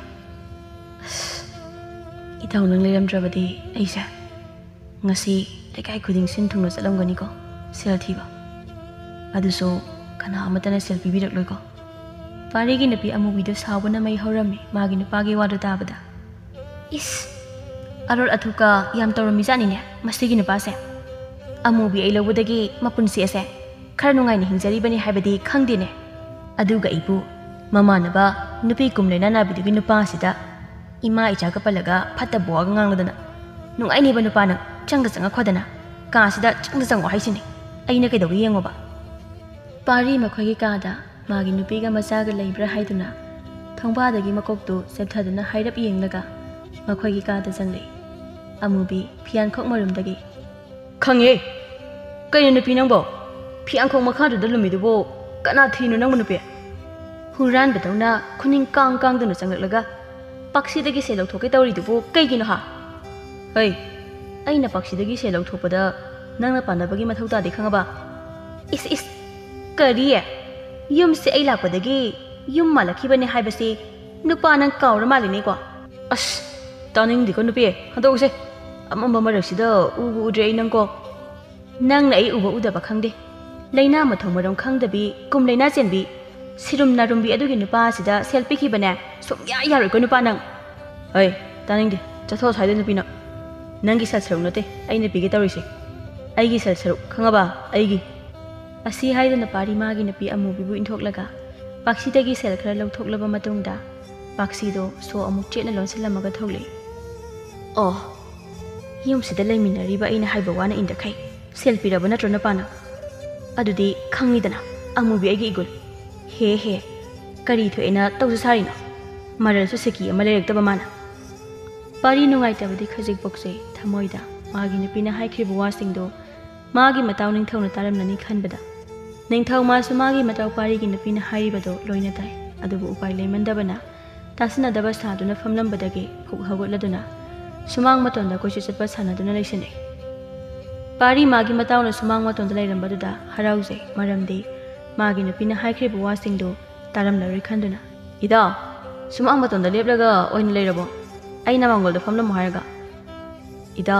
aidu famba wadana itauna sumang matonda thariba mayamse sum yenglambanida yengo ita se sida leire itauna sel haibado ita yam nungai jare itaw gi lamal bas i kaujare kana tauna aina pangba ngamba matam laklabasu itaw gi mateng amu pangi koine ita yarida itauna pangtha thagat pi reibu sel sa yamdri ita ngarang ta so aina aikhoi nupi na puramba sel singtokhida ngai bagini yaman khre ita mathangda mu ai amateng panglagi ita nasigidi yamdre ko sel do ihari dai ita adudi ita ai amu yaukhrage kaithel fauda yausiluge hoi ita ai so thongal fau thindoke thongal gi pali da torba panbada isan pakpi bu saphut phutuna pijabiyo ita ai di kai ba mu yaure da ita unai gi mateng mayam ama pangbi basida kari gi kai banu ita ikai de sarung ne tu asida khara wangna paliba torba ase amuta heloida ahoida asam na parina torbot asoba amaso happy raktuna ningthau torbot to makhutna paiduna lai kaithel dagi magi nupina chaba yagadaba khara khalladuna leiraga mayum tamna amu halaklami ningthau loya lakpagi masa nupi Rajkumari sakhenbido hayeng makhogi konungda thabak suba anawa nupa ama lakani haibagi pauta baduda madi yamna haraujarami makhoi Rajkumari gi hanaga manadaba ngasigi mataudu ubada Rajkumari gi manai nupi anido tamina chirol tawduna hainarami karino ngasi ekagi Rajkumari na hanaga manadana naphet tawduna masi khudingi mathanta wangang jariba asibo adune aidi amga e haiba ekhoi Rajkumari gi ngasigi matausi nate yaibi ekhoi anibu ining thauda wakolubana phagadro aduna phagadaba male laibi nangna chetlaga ining thauda Rajkumari gi ngasigi oiriba matau kumba amata chithadana wari liduna tamluso hoi he aibu yam khangdabagi maongda nangna engondaga amu taksile aina han haudokluraga yam haipa sayebi manangse haipa sabagi wanati laibi bema Kawa haibase tamanga manate aduna sum haibibani haibirau haide chale ko ai phajana yengla muko Rajkumari se mondrang da tawduna sum chakhiba hore mu ko hore ko nang hoi he ai su khange kai nei bema yamna haijaning sarano yening de ko chalo nang masu hoi chale ai bude ining thawdu tamnu kige masigi laibi haibi laidabi miru bise afabaga sadana tawri sengune masaksina marol ama theriba okpi athibi maladana laibi ningthaw loya lakpagi ka tamna naklame ningthaw loya lakpagi thongjinda ngak sediba lamni nupa kharaduna hairi laibi na makhoi tamna lakpa ubada kari leire laibi athengba hingsida iningthawi ka tamna nang lakpadi lanmi ai iningthawda arubawa amatamdaba yadre aduna ai iningthawga amukta unage lanmi na hakna changduna ayaba amukta lawbiro adudi ngihak leram mafam asida ai iningthawdagi ayaba lawrkhige phagani lanmi nupado ningthaw loya lakpagi ka da changaktuna maru luglap tawna lepladuna hairi iningthaw Rajkumari gi manai nupi laibi do iningthawda aruba paw amatamni haiduna lahawi changhanjara iningthaw hai lanmi ai gi sanupi Rajkumari gi manai nupi oirabadi ai gi yathang amuk ngairu drabasu changhala uni adu iningthaw adudi nanai changhanjara age asi haiduna lanmi nupa ado ningthaw loya lakpagi ka dagi thoraklami aduga hairi laibi da changba yaragani Rajkumari gi manai nubi yam nungai chare lanmi asi hairamduna ningthaw gi ka da chang laibi Maharani lairen pakhatna mapureba ningthaw da haijare moi mapa kaidobo yarba jano ekhoi sakhen bigi manai nubina moi pabu na balakli basibo hai Maharani karino ne nangna la lakbogum naklaw kado thak niktana pakhatli bodobo noi nupi gi honabi pakhat chawbi do ai hainade ko chalo tumro sangkhro kari gi tumbana hojikbo ngawbra karino moi pa basidi hai Maharani tumilei ko nang aina wangang bada yarukano laibi maru luglap tawna lepladuna hairi iningthaw ai hak iningthawda wafam amata tamjage haiduna lakjabani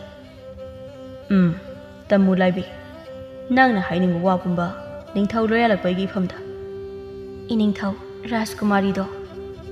Maharani lairen pakhatna Rajkumari kaidawre haibano laibi ihe Maharani nangsidi angang masaga chap marida aina kari haikige nangonda kahina moi paba khangdaba yaribo isa nupi mathantani adugi su mathakta Rajkumari amani Maharani nahak makhi amukta langkhiganuko nasa nupi manai nupi asina haidoribo wase hana munna amukta takhisi hoi aida tamilai jakrage laibi hairo nangna ingonda haigadoriba wafamado hoi iningthaw aikhoi gi Rajkumari do hanaga manadaba maung mataw ama ngasi ujai maruda pakhatuna iningthaw gi nakta tamba sanjarakpani naina laibi hanaga manadaba kari maung mataw ulaklibana mahakna iningthaw Rajkumari do ngasidi nakhe tawduna machi ungduna mathanta wangangjaduna le aikhoina hanglurabasu karisu khumlakti nokmi tawduna adumak leiki Maharani lairen masanupi Rajkumari gi manai nabi aduna hairakliba waduda hauna nokladuna khumlaklami laibi nahangna hairiba wado ai hakhangle madugi oirabadi nakhoi karisu warunuko phagani Maharani chalo Rajkumari gi manakta hoi Maharani iningthaw adudi nanai hek amuk hanjakhragi hallo laibi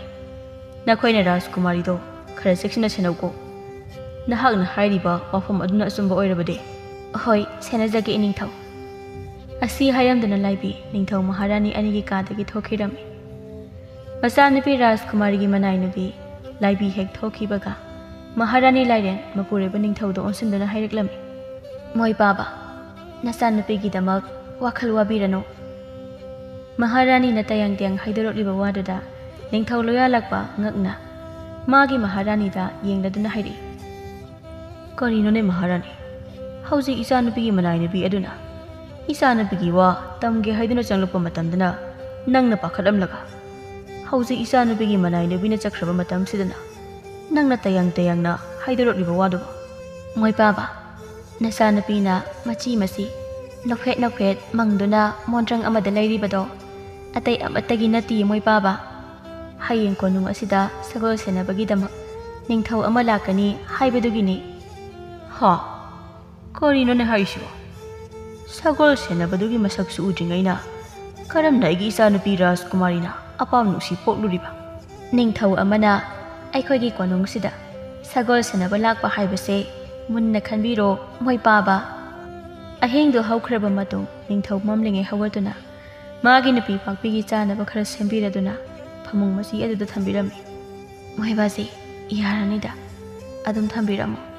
ꯑꯩ ꯆꯥꯖꯍꯧꯔꯒꯦ ꯊꯦꯡꯈ꯭ꯔꯅꯤ ꯃꯣꯏꯕꯥꯁꯤ ꯌꯥꯅꯤ ꯌꯥꯅꯤ ꯑꯩ ꯁꯦꯝꯂꯝꯒꯦ ꯃꯇꯝꯗꯤ ꯐꯅ ꯉꯜꯂꯤꯗ ꯅꯣꯡ ꯐꯥꯎꯕ ꯐꯖꯅ ꯉꯥꯟꯗ꯭ꯔꯤ ꯑꯗꯨ ꯑꯣꯏꯔꯕꯁꯨ ꯑꯍꯥꯟꯕ ꯆꯠꯀꯗꯕ ꯊꯕꯛ ꯑꯣꯏꯕꯅꯤꯅ खरा ngana चपीरो तादा पारिसु यानी यानी आई सेमलमगे मतमदी फनंगलीदा नोंग फावबा फजना nganri adu oirabaso ahanba चटकदबा थबक ओइबनिना खरा ngana चपीरो तादा पारिसु लाक्लनी लोइसिनबिरो चलोंगै बासी पापी नंग होरेन जानबा खरसे नंगी ननाक्ता नंगना थनमद्रबदी नंगबु हगोतुना लामलगा चाबा ngamगदौरिब्रा आई अदम सिलमगे तुम लेयोना पाकपी तुमिना लेरमी निंगथौ होरेन माना थबक चटख्रिङै मागी नुपीना चाजनबा मनांग नकना माना सेमलिबा चानबा सिंदु थम्बिरमी इताव इताव हो इताव निंगथौ चलसिलाव थोलो थेङै अइना ngarang थोंगा नंगाइरमो हाइरमगा कावरबो नंगो इताव इताव इताव निंगथौ ताई ताई इताव पारी थोगले नुपी आई चलुखियेको होय मोय बाजी मपानदगी थोंगलमगे कोई होरेन ए हलागा हांगे थोंगसे नंगी चानबा इसिंग थंगनबा पुंबा अइना फमुंग मसी असिदा थमलबने होय मोय बाजी अइ ngamnaba adum tawjarake तादा पारी से ngaira लेरे चपीरो होय होय चलुखिये कोई होय मोय बाजी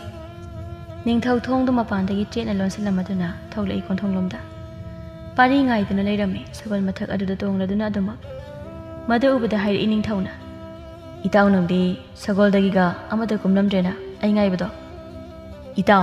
ngang लेरनो लाओ थेंख्रने हाइबा इताव नंदी अहानबा ओइबनिना इनिंग थौगा हाना सखंग माखंगनदबसु यारोय होय इताव चलसे लाओ इताव तोंखलो सगोलसिदा होय इताव हाय यार यार इताव थौरो सगोलदो होय इताव अदुदि ए सगोल थौबा हौरगेको ताहौदनबा नखुतो आइगी पुक्सिदा चेना पाइको इताव होय इताव पाइगे पाइबदा नते चेना कोंदोइनी आइदि अहानबा सगोल तोंबा ओइबना ताहौनेबा इथंता ताहौबदुसु की अदुना आइदि चेना ताहौदनबा कोलेको इताव होइनी इतावनबा ताहौरे खंजबा मोंगदा कोलोने अदुदि ए सगोलसे कना थौरगेको होय इताव थौरो पारी सगोलदो नुंसितकुम याना थौरि कोनुम तमना निंगथौ मासु ताहौदनबनी हाइदुना पारीगी मख्वांगदा चेना Koli योंगना युबी कोनबदौना मखुत अनीना ngaihaki matung konung yoraduna पारी मागी सगोलदो मागी हे सगोल पुनफम अदुदा पुनसिन्दुना थमलदुना मागी मरुप निंगथौबो निंगथौ लोया लाकबगा सखंगना हलबा मतुंगदा निंगथौ सुमाना तवदौरिबा सगोल सेनबगी थबक अदो हौखिरमी राजकुमारी सगेनबी मथंता मुरुम मुरुम सोलदुना कोनुंगी लेकोल अदुदा फमली माना फमलीबा अदुसो चुमना फमबा नते लई मनासिंग अदो थादतुना assume फमलीबनी ngarang sansenba parina ningthauda sagol senhanse haibadada aidi asengba ningthau oirabai khalaga madi maming khaki ningthau oiduna leirame aidi khoidoksa yamna sauningida asukoina rajkumar amatabu aina apamba pokludraga madugi ningthau lairabada adugi maming khak tabada aina apam nungsi pokluriba asina karige rajkumari sakhenbegi manai nupi anidu makhoi rajkumari bu thiduna asum lakpada uri कोनुंगी लेकोल अदुदा फमलादुना लई मनासिंग अदुना चिंगमुक वांगना नाकंदा पैदुना लैरिबा दुसु लाइबीना इस करी मतौना तौरिबा सिदे याइबी लाइबीगी वादुदा खंप्रे खंगना मसादु चोंखलदुना हाइरि खंगे करीनो लाइबी हाइबी अनोइबी चयाम साबी अपंगबी इस अइबु चयाम साबी अपंगबी अनोइबी काइना याइबी हाइबी यांगंगबी चारी मखै चनबी नंगना खंजरगा आइंगोदगा ताइनरिदुना करिगिनो हा माइदा तानिंगदेदा इदी तानिंगलोय नंदी राजकुमारी सकयनबी मागी मनाई नुपी अनीदुना कन्ना खनरकपा अदुदा ममाई फट लैथरक्तुना cherry लाइबी याइबी नखोय अनी मफम असिदा करी तौबा लाक्लिबना हा अय वखन ngahakta खलौगे चखर चलो नखोय अनीमक लाइबी राजकुमारी न थीना चरकपा अदुदा किरप तरोदना खमलै राजकुमारी अखोय राजकुमारी बु थीजरकपनी इनिंग थौना राजकुमारी बु सेक्सिना सेनौ हाइबदगी याइबीना अमु मखा तारे राजकुमारी दी अखोयना उद्रिङै बुट प्रेतकुमना कोइमांग मांगी अदुना अखोय राजकुमारी बु थीजरकपनी आई बु थीरकपा ओइरबदी नखोय अनी हनख्रो इमागा पाबगदा आई लेकोंदा लेहौई तमु लेकोलदगी हेंदोक्तबा आइबु कोइथी थेरिबा नखोय अनीने हेन ngakchakre चलो चलो आई ngahakta ingna लेहौगे मदुगी निंगथौतुना आइसे पुंगाव हिंगा होलबनिको नुपी अनीदु येंगनरगा ngakna हाइमा अखोयगी राजकुमारी से निंगथौ अमदा ngawra mali नुंगाइबा पाव असे इनिंगथौ अमदी महारानी दा तमलुरसि लाओ लाओ तमलुरसि था खरा हौजिंख्रबा मतुंगनि निंगथौगी इमुंगदो हानागा मानत्रे हौजिक्ति यामना नुंगाइबा मुक्नत्रबसु चाबा थकपा वातना खरा मखैदि नुंगाइना हिंजरमी मतै मनाव अनिदो नोंगमा नुमित अमनि निंगथौदो कोनुंगदा लेक्तबा याद्रदुना नुमित खरनी लेरकनी हाइदुना मागी नुपीदा पाउ तमलमी अदुबु पाकपी मादि मागी ओइरिबा फिबम अदुदा मपुरेबु कोनुंगदा अहिंग लेक्तुना लेहनिंगलमदे निंगथौ मागी नुपीना वखन वाजबदो उबदा थेमदुना हाइरकलमी पापी अइसु कोनुंगदा अहिंग यारेक्तुना लेनिंगबा नतेने अदुबु अखोय अनिगी तुंगी खलगा अहिंग खरदि कोनुंगदा लेरुबा तारि कुइरोइदा नुमित मंगा तरुनी खक्तनी मोइबासी आइदी लेहनिंगदेको कोनुंगदा आइगी हौजी ओइरकलिबा फिबम असिगा मोइबाजीना कोनुंगदा लेख्रबदि आइगी सेबादि कनाना तौगिनी नुपी अदुगी नंग करिसु वारुगनो इताउ पारीदा नंगबु खरा येंगसिनबियु हाइदुना अइना सिनरमलबनी मोइबाजी कोनुंगदा लेतबा इयामक याद्रबरो मोइबाजी से मोइगी कोनुंग हाइदुबो मोइबाजी नतना सगोल सेनबिनबा अमते हेक लेत्रबा जालबा नुपी नंगना खंगदबैनी सगोल सेनबा हाइबसे याम वाख्रबा जानि नंगबो अदुबो हाइबनिदा मोइबाजी नतना सगोल सेनबिनबा अमते हेक लेत्रबा हाइबा नुपी कोनुंगदा लेरिबा सगोल से असुकी मतिक यामख्रे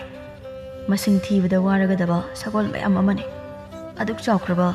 कोनुंग मनुंग अदुदा लेरिबदो सगोल सेनबदो आई खक्ता नते असुक असुक हाइदुना खाइदोक्तुना लेरिबनिको नुपी नोइना खंगदबा यामना लेरि आई कोना लिरगे वारिसिंगदो हा सेनबा वारिबा सगोल से मीना सेनबा सगोल नते यावरिसे आइना सेनरिबा Sagol अदुदने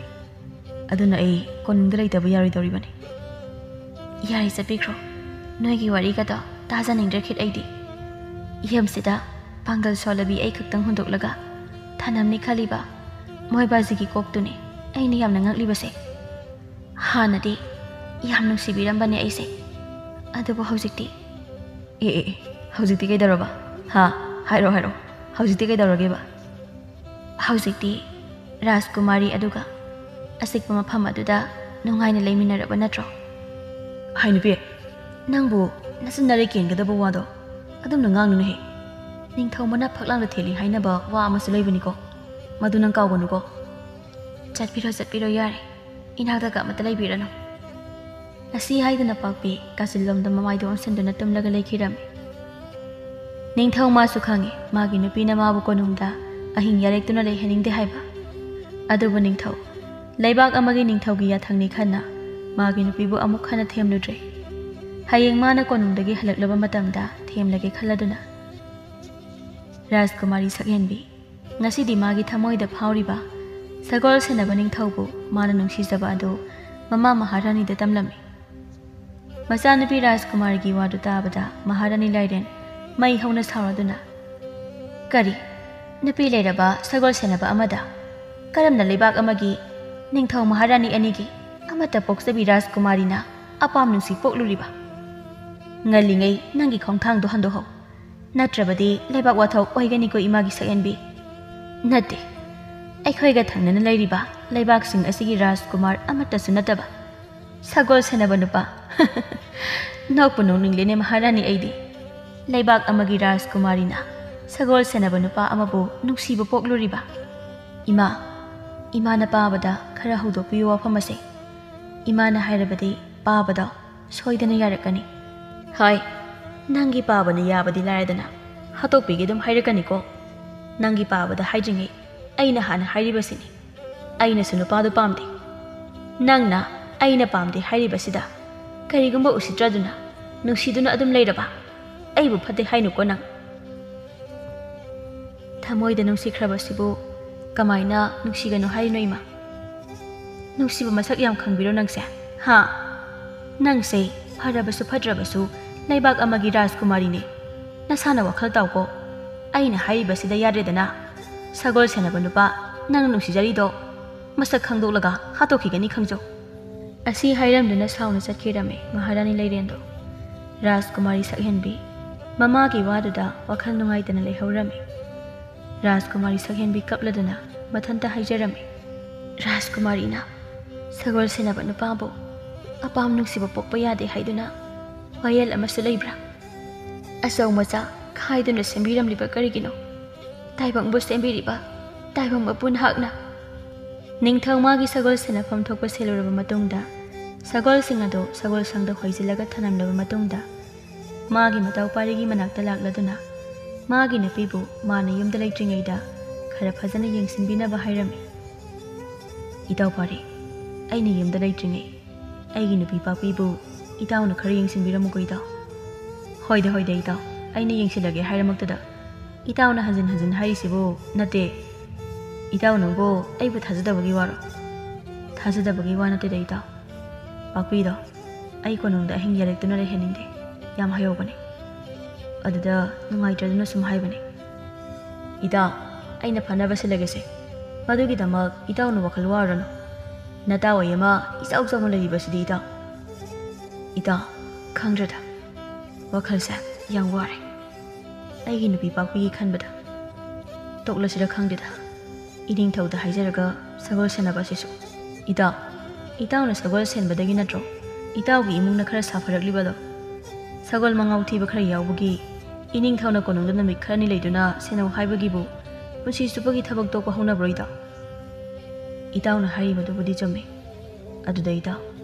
yumda hawa kangkhatpa ngamdaduna leiriba pakpigi khalaga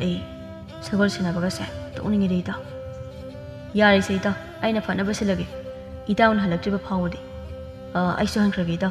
nangso changkroko matam si thengli ahoi itau. Ningthau mana legadawriba ka adomda laklami mana asam lakpa dada laptakna tungda Rajkumari sakhenbi masu inaduna laklami. Ningthau thongdo hangladuna changaklaga thingzingi amuk tawbaga thongdo kanagumba amana phabagum tawbuda yengami. Rajkumari sakhenbina magi thongdo phaduna leirambadada madu ubada maruluk tharaduna hanglaklammi ningthauna. Rajkumari kari haibigadabano imonda. Rajkumari sakhenbi ka adugi manungda changaklaga thongdo mana oina thingjilaga haireklami. Aihak nahakpo apam nungsi poklore ningthau. Aina nahakpo apam nungsi poklibase matam kuirakli ningthau. Ningthau luktharamba mamaido ngakna nongkhatuna yenglaga khumlaklami. Rajkumari karino haibiriba wafam adugo leibaki Rajkumari amana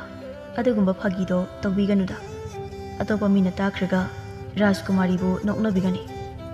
adugi sumathakta aibu sukonung asidagi sagol senaba tokhanbigani. Ningthau aina hariba ase phagi nate asengba makini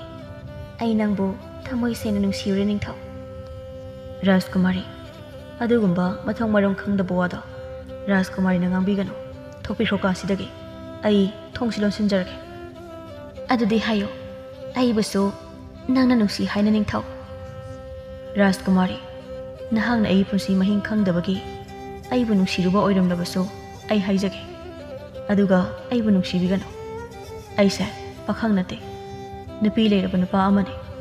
adugi sumathakta ai yamna laraba misak amani. Ai kari sataba pamdi ningthau aidi supna tangi nangba nungsi nangna napi thiba lairaba ai kari su khande nangna napi thirabasu kari su akaiba leite ꯅꯪꯒꯤ ꯅꯨꯄꯤ ꯑꯍꯜ ꯑꯗꯨꯒ ꯑꯩꯈꯣꯏ ꯑꯅꯤ ꯈꯠꯅ ꯆꯩꯅ ꯌꯥꯎꯗꯅ ꯅꯨꯡꯁꯤꯅꯅ ꯂꯩꯕ ꯉꯝꯒꯅꯤ? ꯅꯪꯅ ꯂꯥꯏꯔꯔꯕꯁꯨ ꯔꯥꯖꯀꯨꯃꯥꯔꯤ ꯑꯩꯕꯨ ꯂꯨꯍꯣꯡꯂꯛꯄꯗ ꯑꯩꯒꯤ ꯏꯄꯥ ꯅꯤꯡꯊꯧ ꯑꯃꯗꯤ ꯃꯍꯥꯔꯥꯅꯤ ꯏꯃꯥ ꯑꯅꯤꯅ ꯍꯥꯞꯂꯛꯀꯗꯕ ꯑꯋꯣꯟꯄꯣꯠ ꯃꯌꯥꯝ ꯑꯗꯨꯗ ꯑꯗꯨꯝ ꯅꯨꯡꯉꯥꯏꯔꯛꯀꯅꯤ꯫ ꯔꯥꯖꯀꯨꯃꯥꯔꯤ, ꯃꯗꯨ ꯑꯣꯏꯊꯣꯛꯄ ꯌꯥꯔꯣꯏ꯫ ꯏꯅꯤꯡꯊꯧꯅ ꯈꯪꯂꯛꯂꯒ ꯑꯩꯕꯨ ꯑꯍꯛꯄ ꯆꯩꯔꯥꯛ ꯄꯤꯒꯅꯤ꯫ ꯊꯣꯛꯄꯤꯈ꯭ꯔꯣ ꯀꯥ ꯑꯁꯤꯗꯒꯤ꯫ ꯅꯤꯡꯊꯧ, ꯑꯩ ꯑꯇꯩ ꯋꯥ ꯀꯔꯤ ꯑꯃꯠꯇ ꯈꯪꯗꯦ꯫ ꯅꯪꯒꯤ ꯅꯆꯤꯜ ꯑꯗꯨꯅ ꯑꯩꯕꯨ ꯅꯨꯡꯁꯤ ꯑꯁꯤ ꯈꯛꯇꯪ ꯍꯥꯏꯌꯨ, ꯅꯠꯇ꯭ꯔꯕꯗꯤ ꯑꯩ ꯅꯪꯒꯤ ꯀꯥ ꯑꯁꯤꯗꯒꯤ ꯊꯣꯛꯈꯤꯕ ꯉꯝꯃꯣꯏ꯫ ꯎꯄꯥꯏ ꯂꯩꯇꯦ ꯅꯤꯡꯊꯧ꯫ ꯂꯩꯕꯥꯛ ꯑꯃꯒꯤ ꯅꯥꯏꯇꯣꯝ ꯄꯣꯛꯆꯕꯤ ꯔꯥꯖꯀꯨꯃꯥꯔꯤ ꯑꯃꯅ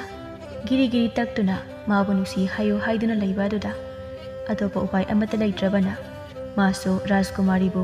ꯅꯨꯡꯁꯤ ꯍꯥꯏꯕꯗ ꯃꯇꯥꯔꯦ꯫ ꯀꯔꯤꯒꯨꯝꯕ ꯃꯥꯅ ꯔꯥꯖꯀꯨꯃꯥꯔꯤꯕꯨ ꯅꯨꯡꯁꯤ ꯍꯥꯏꯗꯕ ꯇꯥꯔꯕꯗꯤ ꯂꯩꯕꯥꯛ ꯋꯥꯊꯣꯛ ꯑꯣꯏꯗꯨꯅ ꯃꯥꯕꯨ ꯀꯩꯁꯨꯝ ꯁꯪꯗ ꯅꯝꯁꯤꯟꯗꯨꯅ ꯊꯝꯒꯅꯤ꯫ ꯑꯃꯨꯛꯁꯨ ꯋꯥꯈꯜ ꯃꯨꯟꯅ ꯈꯟꯊꯖꯩ ꯃꯥꯒꯤ ꯅꯨꯄꯤ ꯄꯥꯛꯄꯤꯒꯤꯗꯃꯛ, ꯑꯗꯨꯅ ꯍꯥꯏꯅꯤꯡꯗ ꯍꯥꯏꯔꯛꯂꯝꯃꯤ꯫ ꯔꯥꯖꯀꯨꯃꯥꯔꯤ, ꯑꯩꯁꯨ ꯅꯍꯥꯛꯄꯨ ꯅꯨꯡꯁꯤ꯫ ꯆꯠꯄꯤꯈ꯭ꯔꯣ ꯈꯔ ꯊꯨꯅ ꯀꯥ ꯑꯁꯤꯗꯒꯤ꯫ ꯀꯣꯅꯨꯡ ꯑꯁꯤꯗ ꯂꯩꯔꯤꯕ ꯀꯅꯥ ꯑꯃꯠꯇꯅ ꯎꯗ꯭ꯔꯤꯉꯩꯗ ꯔꯥꯖꯀꯨꯃꯥꯔꯤ꯫ ꯔꯥꯖꯀꯨꯃꯥꯔꯤ ꯁꯛꯍꯦꯟꯕꯤ ꯍꯔꯥꯎꯅ, ꯍꯣꯏ ꯊꯣꯛꯈ꯭ꯔꯒꯦ ꯅꯤꯡꯊꯧ꯫ ꯑꯗꯣ ꯑꯩ ꯍꯌꯦꯡ ꯑꯃꯨꯛ ꯂꯥꯛꯀꯦꯀꯣ, ꯀꯅꯥ ꯑꯃꯠꯇ ꯎꯗ꯭ꯔꯤꯉꯩ ꯅꯪꯒꯤ ꯀꯥ ꯑꯁꯤꯗ꯫ ꯔꯥꯖꯀꯨꯃꯥꯔꯤ, ꯊꯣꯛꯄꯤꯈ꯭ꯔꯣ ꯀꯥ ꯑꯁꯤꯗꯒꯤ꯫ ꯑꯩ ꯀꯣꯛꯁꯤ ꯀꯩꯅꯣꯝꯃ ꯇꯧꯔꯦ꯫ ꯍꯣꯏ ꯍꯣꯏ ꯅꯤꯡꯊꯧ, ꯍꯌꯦꯡ ꯑꯃꯨꯛ ꯂꯥꯛꯀꯦꯀꯣ ꯑꯩ꯫ ꯑꯁꯤ ꯍꯥꯏꯔꯝꯗꯨꯅ ꯔꯥꯖꯀꯨꯃꯥꯔꯤ ꯃꯥꯗꯤ ꯍꯔꯥꯎ ꯍꯔꯥꯎꯅ ꯊꯣꯛꯈ꯭ꯔꯦ ꯀꯥ ꯑꯗꯨꯗꯒꯤ꯫ ꯅꯤꯡꯊꯧ ꯃꯥꯗꯤ ꯃꯊꯥ ꯁꯥꯅ ꯎꯡꯗꯨꯅ ꯐꯝꯂꯒ ꯂꯩꯍꯧꯔꯝꯃꯤ꯫ ꯑꯃꯨꯛꯁꯨ ꯈꯜꯂꯤ, ꯃꯥꯅ ꯇꯧꯔꯤꯕꯁꯤꯕꯨ ꯆꯨꯝꯂꯤꯕ꯭ꯔꯥ ꯍꯥꯏꯅ꯫ ꯅꯤꯡꯊꯧꯅ ꯀꯣꯅꯨꯡꯗ ꯂꯩꯈꯤꯕ ꯅꯨꯃꯤꯠ ꯍꯨꯝꯅꯤꯃꯨꯛ ꯁꯨꯔꯛꯄ ꯃꯇꯝ ꯑꯗꯨꯗꯗꯤ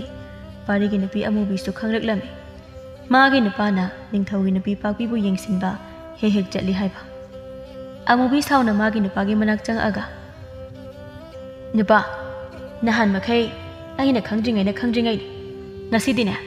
ꯅꯪꯅ ꯇꯧꯕ ꯑꯔꯣꯟꯕ ꯄꯨꯝꯕ ꯑꯩꯅ ꯈꯪꯂꯕꯅꯤ꯫ ꯑꯗꯨꯅꯅꯦ ꯉꯁꯤꯗꯒꯤ ꯆꯠꯄ ꯌꯥꯔꯔꯣꯏ꯫ ꯀꯔꯤꯒꯨꯝꯕ ꯑꯩ ꯈꯪꯍꯟꯗꯅ ꯆꯠꯂꯝꯕ ꯇꯥꯔꯕ ꯑꯩꯅꯅꯦ ꯈꯨꯟꯖꯥ ꯃꯤꯌꯥꯝ ꯇꯥꯛꯂꯒ ꯅꯈꯣꯏ ꯑꯅꯤꯕꯨ ꯀꯩꯅꯥ ꯀꯠꯀꯅꯤ, ꯑꯗꯨꯒ ꯂꯩꯀꯥꯏ ꯑꯁꯤꯗꯒꯤꯁꯨ ꯇꯥꯟꯊꯣꯛꯀꯅꯤ꯫ ꯄꯥꯔꯤ ꯃꯥꯒꯤ ꯅꯨꯄꯤꯒꯤ ꯋꯥꯗꯨꯗ ꯈꯪꯁꯥꯎ ꯁꯥꯎꯗꯨꯅ ꯍꯥꯏꯔꯛꯏ꯫ ꯍꯥꯏ ꯅꯨꯄꯤ, ꯇꯥꯅꯤꯡꯗꯦꯀꯣ ꯅꯪꯒꯤ ꯑꯗꯨꯝꯕ ꯋꯥꯗꯣ꯫ ꯃꯊꯣꯡ ꯃꯔꯝ ꯈꯪꯗꯕ ꯋꯥꯗꯣ ꯑꯩꯉꯣꯟꯗ ꯉꯥꯡꯀꯅꯨ꯫ ꯅꯣꯏ ꯅꯨꯄꯤꯒꯤ ꯊꯃꯣꯏ ꯌꯥꯝꯅ ꯄꯤꯛꯄ ꯑꯗꯨꯒꯨꯝꯕꯗꯣ ꯑꯩꯉꯣꯟꯗ ꯇꯧꯔꯛꯀꯅꯨ ꯈꯪꯉꯕ? ꯏꯇꯥꯎ ꯅꯤꯡꯊꯧꯗꯣ ꯀꯣꯅꯨꯡꯗ ꯂꯩꯇ ꯌꯥꯗꯗꯨꯅ ꯅꯨꯃꯤꯠ ꯈꯔꯅꯤ ꯂꯩꯈꯤꯕ ꯑꯗꯨꯗ ꯑꯩꯉꯣꯟꯗꯅꯦ ꯏꯇꯥꯎꯅ ꯃꯥꯒꯤ ꯅꯨꯄꯤꯗꯣ ꯈꯔ ꯌꯦꯡꯁꯤꯟꯕꯤꯔꯝꯃꯨ ꯍꯥꯏꯗꯅ ꯍꯥꯏꯕꯗꯨꯗ ꯑꯩꯅ ꯌꯦꯡꯁꯤꯟꯕꯅꯤ ꯈꯪꯉꯕ? ꯅꯪꯉꯣꯟꯗ ꯍꯥꯏꯔꯕꯗꯤ ꯅꯪꯗꯤ ꯑꯐꯕꯤ ꯅꯨꯄꯤꯅꯤꯅ ꯌꯥꯔꯛꯂꯣꯏ ꯈꯪꯕꯒꯤ ꯅꯪꯉꯣꯟꯗ ꯍꯥꯏꯗꯕ ꯑꯩꯅ, ꯈꯪꯉꯕ? ꯑꯩꯗꯤ ꯈꯪꯗꯦꯀꯣ ꯅꯨꯄꯥ, ꯑꯩꯗꯤ ꯍꯥꯟꯅ ꯍꯥꯏꯈ꯭ꯔꯕꯗꯨꯅꯤ꯫ ꯌꯥꯔꯦ ꯆꯪꯈ꯭ꯔꯣ ꯏꯃꯨꯡꯗ, ꯅꯁꯛꯇꯨ ꯌꯦꯡꯅꯤꯡꯗ꯭ꯔꯦ ꯑꯩ꯫ ꯅꯃꯤꯡꯃꯛꯅ ꯑꯃꯨꯕꯤ ꯀꯧꯁꯜꯂꯦ, ꯀꯨꯆꯨꯃꯛꯅꯒ ꯃꯨꯔꯦ, ꯃꯗꯨꯒꯤꯁꯨ ꯃꯊꯛꯇ ꯊꯃꯣꯏꯗꯨꯁꯨ ꯃꯨꯔꯕꯅꯤನ ꯃꯤ ꯇꯤꯟꯅꯕ ꯌꯥꯗ꯭ꯔꯦ꯫ ꯍꯣ ꯑꯃꯨꯕꯤ ꯑꯩ ꯂꯧꯔꯝꯕꯒꯤꯅꯦ ꯉꯁꯤ ꯅꯍꯥꯛꯅ ꯅꯨꯡꯉꯥꯏꯅ ꯍꯤꯡꯖꯔꯤꯕꯗꯣ, ꯈꯪꯉꯕꯣ? ꯑꯁꯤ ꯍꯥꯏꯔꯝꯗꯨꯅ ꯐꯦꯠ ꯂꯥꯎꯗꯨꯅ ꯏꯃꯨꯡꯗ ꯆꯪꯈ꯭ꯔꯦ ꯑꯃꯨꯕꯤ꯫ ꯄꯥꯔꯤ ꯃꯥꯒꯤ ꯅꯨꯄꯤꯅ ꯏꯃꯨꯡ ꯆꯪꯈꯤꯕ ꯉꯥꯏꯍꯥꯛ ꯑꯣꯏꯕꯒ ꯃꯥꯒꯤ ꯃꯇꯥꯎ ꯅꯤꯡꯊꯧꯒꯤ ꯌꯨꯝꯂꯣꯝꯗ ꯂꯥꯛꯂꯝꯃꯤ꯫ ꯅꯤꯡꯊꯧ ꯃꯥꯅ ꯄꯥꯝꯗ꯭ꯔꯕꯁꯨ ꯔꯥꯖꯀꯨꯃꯥꯔꯤꯅ ꯑꯅꯝ ꯀꯟꯃꯟꯕꯗꯒꯤ ꯃꯈꯣꯏ ꯑꯅꯤ ꯂꯣꯟꯅ ꯅꯨꯡꯁꯤꯅꯕ ꯍꯧꯔꯛꯂꯝꯃꯤ꯫ ꯅꯤꯡꯊꯧ ꯃꯥꯁꯨ ꯄꯥꯝꯗ ꯔꯥꯖꯀꯨꯃꯥꯔꯤ ꯁꯛꯍꯦꯟꯕꯤꯕꯨ ꯃꯥꯒꯤ ꯊꯃꯣꯏꯅ ꯅꯨꯡꯁꯤꯕ ꯍꯧꯔꯛꯂꯝꯃꯤ꯫ ꯑꯁꯨꯝꯅ ꯁꯨꯝ ꯃꯇꯝ ꯁꯥꯡꯊꯅ ꯂꯩꯔꯛꯄꯅ ꯅꯤꯡꯊꯧ ꯃꯥꯅ ꯀꯣꯅꯨꯡꯗ ꯂꯩꯔꯛꯄ ꯑꯁꯤ ꯅꯨꯃꯤꯠ 9ꯅꯤ ꯁꯨꯖꯤꯟꯈꯤꯔꯝꯃꯤ꯫ 9ꯅꯤ ꯁꯨꯕ ꯅꯨꯃꯤꯠ ꯑꯗꯨꯒꯤ ꯑꯌꯨꯛ ꯑꯉꯟꯕꯗꯣ ꯁꯒꯣꯜꯁꯤꯡ ꯑꯗꯨꯅ ꯂꯝꯄꯥꯛ ꯑꯗꯨꯗ ꯁꯖꯤꯛ ꯄꯤꯖꯗꯨꯅ ꯊꯝꯂꯒ ꯅꯤꯡꯊꯧ ꯔꯥꯖꯀꯨꯃꯥꯔꯤꯒ ꯂꯣꯏꯅꯅ ꯃꯣꯃꯣꯟ ꯅꯣꯛꯅ ꯅꯨꯡꯁꯤ ꯋꯥꯔꯤ ꯁꯥꯗꯨꯅ ꯐꯝꯂꯗꯨꯅ ꯂꯩꯔꯝꯃꯤ ꯎꯈꯥ ꯑꯃꯒꯤ ꯃꯈꯥꯗ꯫ ꯔꯥꯖꯀꯨꯃꯥꯔꯤ ꯁꯛꯍꯦꯟꯕꯤ ꯅꯤꯡꯊꯧꯗ ꯌꯦꯡꯂꯒ ꯍꯪꯉꯛꯂꯝꯃꯤ, ꯑꯩꯒꯤ ꯏꯆꯦ ꯑꯣꯏꯒꯗꯧꯔꯤꯕꯤ ꯃꯍꯥꯛꯄꯨ ꯀꯌꯥꯝ ꯀꯟꯅ ꯅꯥꯗꯨꯅ ꯂꯩꯔꯤꯕꯅꯣ ꯏꯕꯨꯡ? ꯃꯤꯡꯒꯧꯗꯨꯗꯤ ꯑꯣꯟꯊꯣꯛ ꯊꯨꯅ ꯑꯣꯜꯂꯤꯗꯀꯣ ꯔꯥꯖꯀꯨꯃꯥꯔꯤ꯫ ꯑꯣꯟꯗꯕ ꯌꯥꯔꯤꯕꯣ ꯏꯕꯨꯡ? ꯑꯗꯣ ꯍꯧꯖꯤꯛ ꯏꯕꯨꯡ ꯀꯧꯔꯕꯁꯨ ꯍꯌꯦꯡ ꯏꯕꯨꯡꯗ ꯂꯩꯔꯕꯗꯤ ꯏꯃꯥꯅ ꯄꯥꯕꯗ ꯀꯧꯕꯒꯨꯝ ꯑꯩꯁꯨ ꯀꯧꯗꯣꯏꯅꯦ ꯏꯕꯨꯡ꯫ ꯀꯣꯅꯨꯡꯗ ꯂꯩꯔꯤꯕ ꯃꯤꯌꯥꯝꯅ ꯑꯩꯈꯣꯏ ꯑꯅꯤꯕꯨ ꯆꯤꯡꯅꯗꯅꯕ ꯏꯕꯨꯡ ꯍꯥꯏꯅ ꯀꯧꯒꯦ ꯈꯟꯈ꯭ꯔꯦ ꯑꯩꯅ ꯏꯕꯨꯡ꯫ ꯔꯥꯖꯀꯨꯃꯥꯔꯤ, ꯑꯩꯈꯣꯏ ꯑꯅꯤꯒꯤ ꯃꯔꯤꯁꯦ ꯏꯅꯤꯡꯊꯧ ꯑꯃꯗꯤ ꯃꯍꯥꯔꯥꯅꯤ ꯑꯅꯤꯅ ꯈꯪꯂꯛꯂꯕꯗꯤ ꯀꯝꯗꯧꯒꯅꯤ?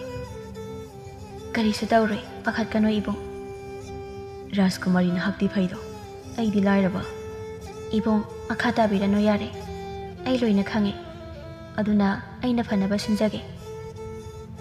Makhoi anina adumna wari sanaduna leiringai paridu pakhana chelakduna Idaw Idaw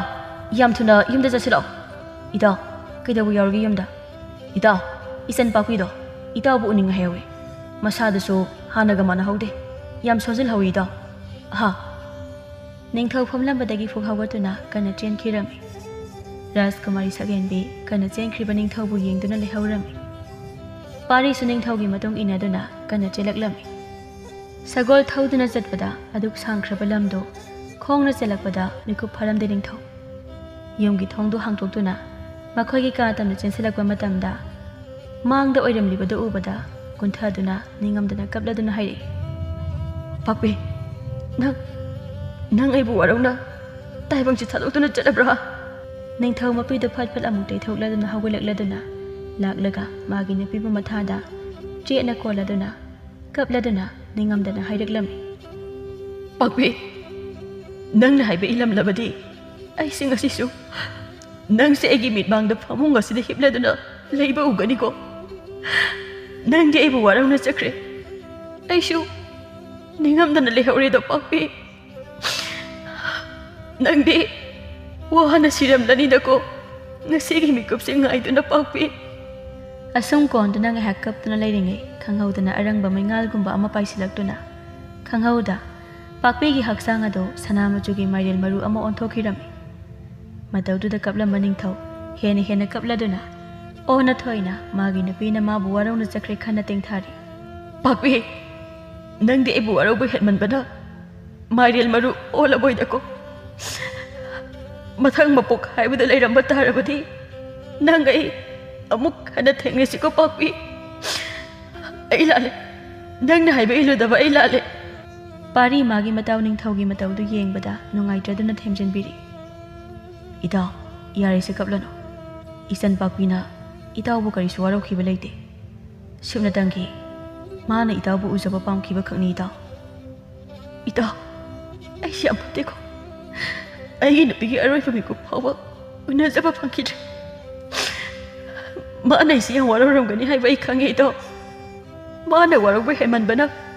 magi sakdam se aibu uhanba pamdabana mairen maru onkibani Idaw yare se kaplano isan Papi do nungaina lairamlenda leijaurasano aduna Idawna isan bu kauduna kaplaklano isan Papi do lairamlenda na chatpa ngamlamaroi Idawna adumna kaplabadi Idaw ai yam pendra hinghauriba ina su pendraba sidabu taibang se thadokduna chakraba manade karamna pelamgani Idaw Ningthau mapido khamjanba yada Papi gi asiba haksang aduna sanagi marian maru onkhiba adubu pathanungda trena konsenduna kapcharami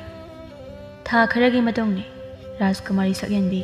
Ningthau na magi nupi leikhidaba namit adudagi konungda sagol senba lakhidaba aduda manai amata loinarakta tuminna Ningthau gi mayum thiduna laklami Rajkumari Sakyenbi Ningthau na thawai nungaitana mangduna masak machu thoktana masam makoi isang sangna angawba amagum leiriba adu yengbada nungaijaramde Ningthau gi manak nangna changsinladuna Ningthau bu kauraduna tapna hairi Ibung ai lakli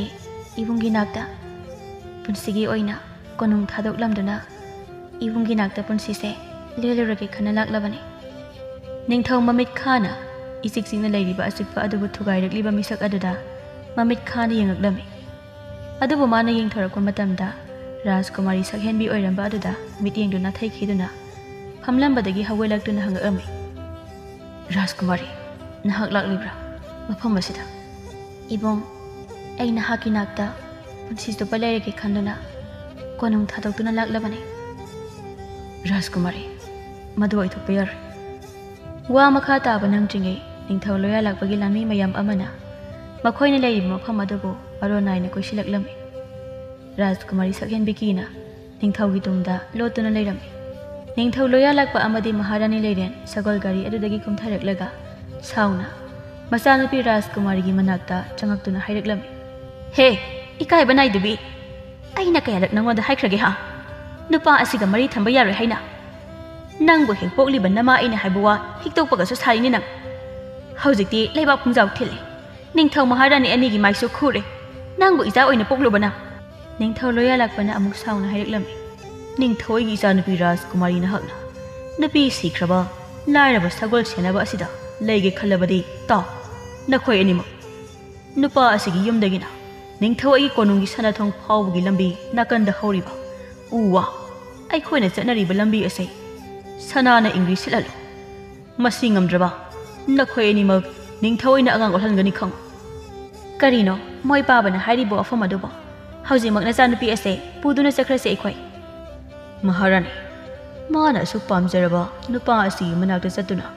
ꯂꯩꯔꯝꯂꯕ ꯑꯁꯤꯗ ꯀꯔꯤꯒꯤ ꯑꯩꯈꯣꯏꯅ ꯑꯃꯨꯛ ꯄꯨꯗꯨꯅ ꯆꯠꯀꯅꯤ ꯀꯣꯅꯨꯡꯗ? ꯄꯨꯕꯒꯤ ꯃꯍꯨꯠꯅꯤ ꯑꯩꯅ ꯍꯥꯏꯔꯤꯕ ꯋꯥꯐꯝ ꯑꯁꯤ꯫ ꯀꯔꯤꯒꯨꯝꯕ ꯑꯩꯅ ꯍꯥꯏꯔꯤꯕ ꯋꯥ ꯑꯁꯤꯗ ꯅꯨꯄꯥ ꯑꯁꯤꯅ ꯉꯝꯗꯕ ꯊꯣꯛꯂꯕ ꯃꯈꯣꯏ ꯑꯅꯤꯃꯛ ꯑꯩꯅ ꯑꯉꯥꯡ ꯑꯣꯜꯍꯟꯒꯅꯤ꯫ ꯂꯥꯎ ꯆꯠꯁꯤ ꯀꯣꯅꯨꯡꯗ, ꯃꯐꯝ ꯑꯁꯤꯗ ꯑꯩ ꯀꯨꯏꯅ ꯂꯩꯅꯤꯡꯗꯦ꯫ ꯑꯁꯤ ꯍꯥꯏꯔꯝꯗꯨꯅ ꯆꯠꯈ꯭ꯔꯦ ꯅꯤꯡꯊꯧ ꯂꯣꯌꯥꯂꯛꯄ ꯃꯥꯗꯤ꯫ ꯃꯍꯥꯔꯥꯅꯤ ꯂꯩꯔꯦꯟ ꯃꯥꯁꯨ ꯃꯆꯥꯅꯨꯄꯤꯗ ꯁꯥꯎꯅ ꯌꯦꯡꯂꯝꯂꯒ ꯀꯣꯅꯨꯡ ꯃꯥꯏꯀꯩ ꯄꯥꯡꯈ꯭ꯔꯦ꯫ ꯅꯤꯡꯊꯧ ꯃꯊꯥ ꯁꯥꯅ ꯂꯩꯃꯥꯏꯗ ꯐꯝꯊꯗꯨꯅ ꯂꯩꯈꯤꯔꯝꯃꯤ꯫ ꯔꯥꯖꯀꯨꯃꯥꯔꯤ ꯁꯛꯌꯦꯟꯕꯤ ꯃꯥꯁꯨ ꯃꯄꯥ ꯅꯤꯡꯊꯧꯒꯤ ꯋꯥꯗꯨꯗ ꯊꯋꯥꯏ ꯅꯨꯡꯉꯥꯏꯇꯅ ꯅꯤꯡꯊꯧꯗ ꯌꯦꯡꯗꯨꯅ ꯂꯩꯔꯤ꯫ ꯄꯥꯔꯤ ꯃꯇꯥꯎꯒꯤ ꯃꯌꯨꯝꯗ ꯅꯤꯡꯊꯧꯒꯤ ꯂꯥꯟꯃꯤ ꯃꯌꯥꯝ ꯑꯃ ꯂꯥꯛꯏ꯫ ꯃꯤꯅ ꯅꯤꯡꯐꯨꯡ ꯍꯥꯏꯅꯕ ꯇꯥꯕꯗꯒꯤ ꯆꯦꯜꯂꯛꯂꯝꯃꯤ꯫ ꯅꯤꯡꯊꯧꯒꯤ ꯃꯌꯨꯝ ꯇꯝꯅ ꯑꯗꯨꯒ ꯍꯪꯉꯛꯂꯝꯃꯤ ꯄꯥꯈꯠꯅ, ꯏꯇꯥꯎ ꯅꯤꯡꯊꯧ, ꯏꯅꯤꯡꯊꯧ ꯂꯥꯛꯂꯝꯃꯤ ꯍꯥꯏꯕꯗꯨ ꯀꯔꯤꯒꯤꯅꯣ? ꯑꯗꯨꯒ ꯏꯇꯥꯎꯅ ꯑꯗꯨꯛ ꯃꯊꯥ ꯁꯥꯅ ꯂꯩꯔꯤꯕꯅ ꯀꯔꯤꯒꯤꯅꯣ? ꯏꯇꯥꯎ,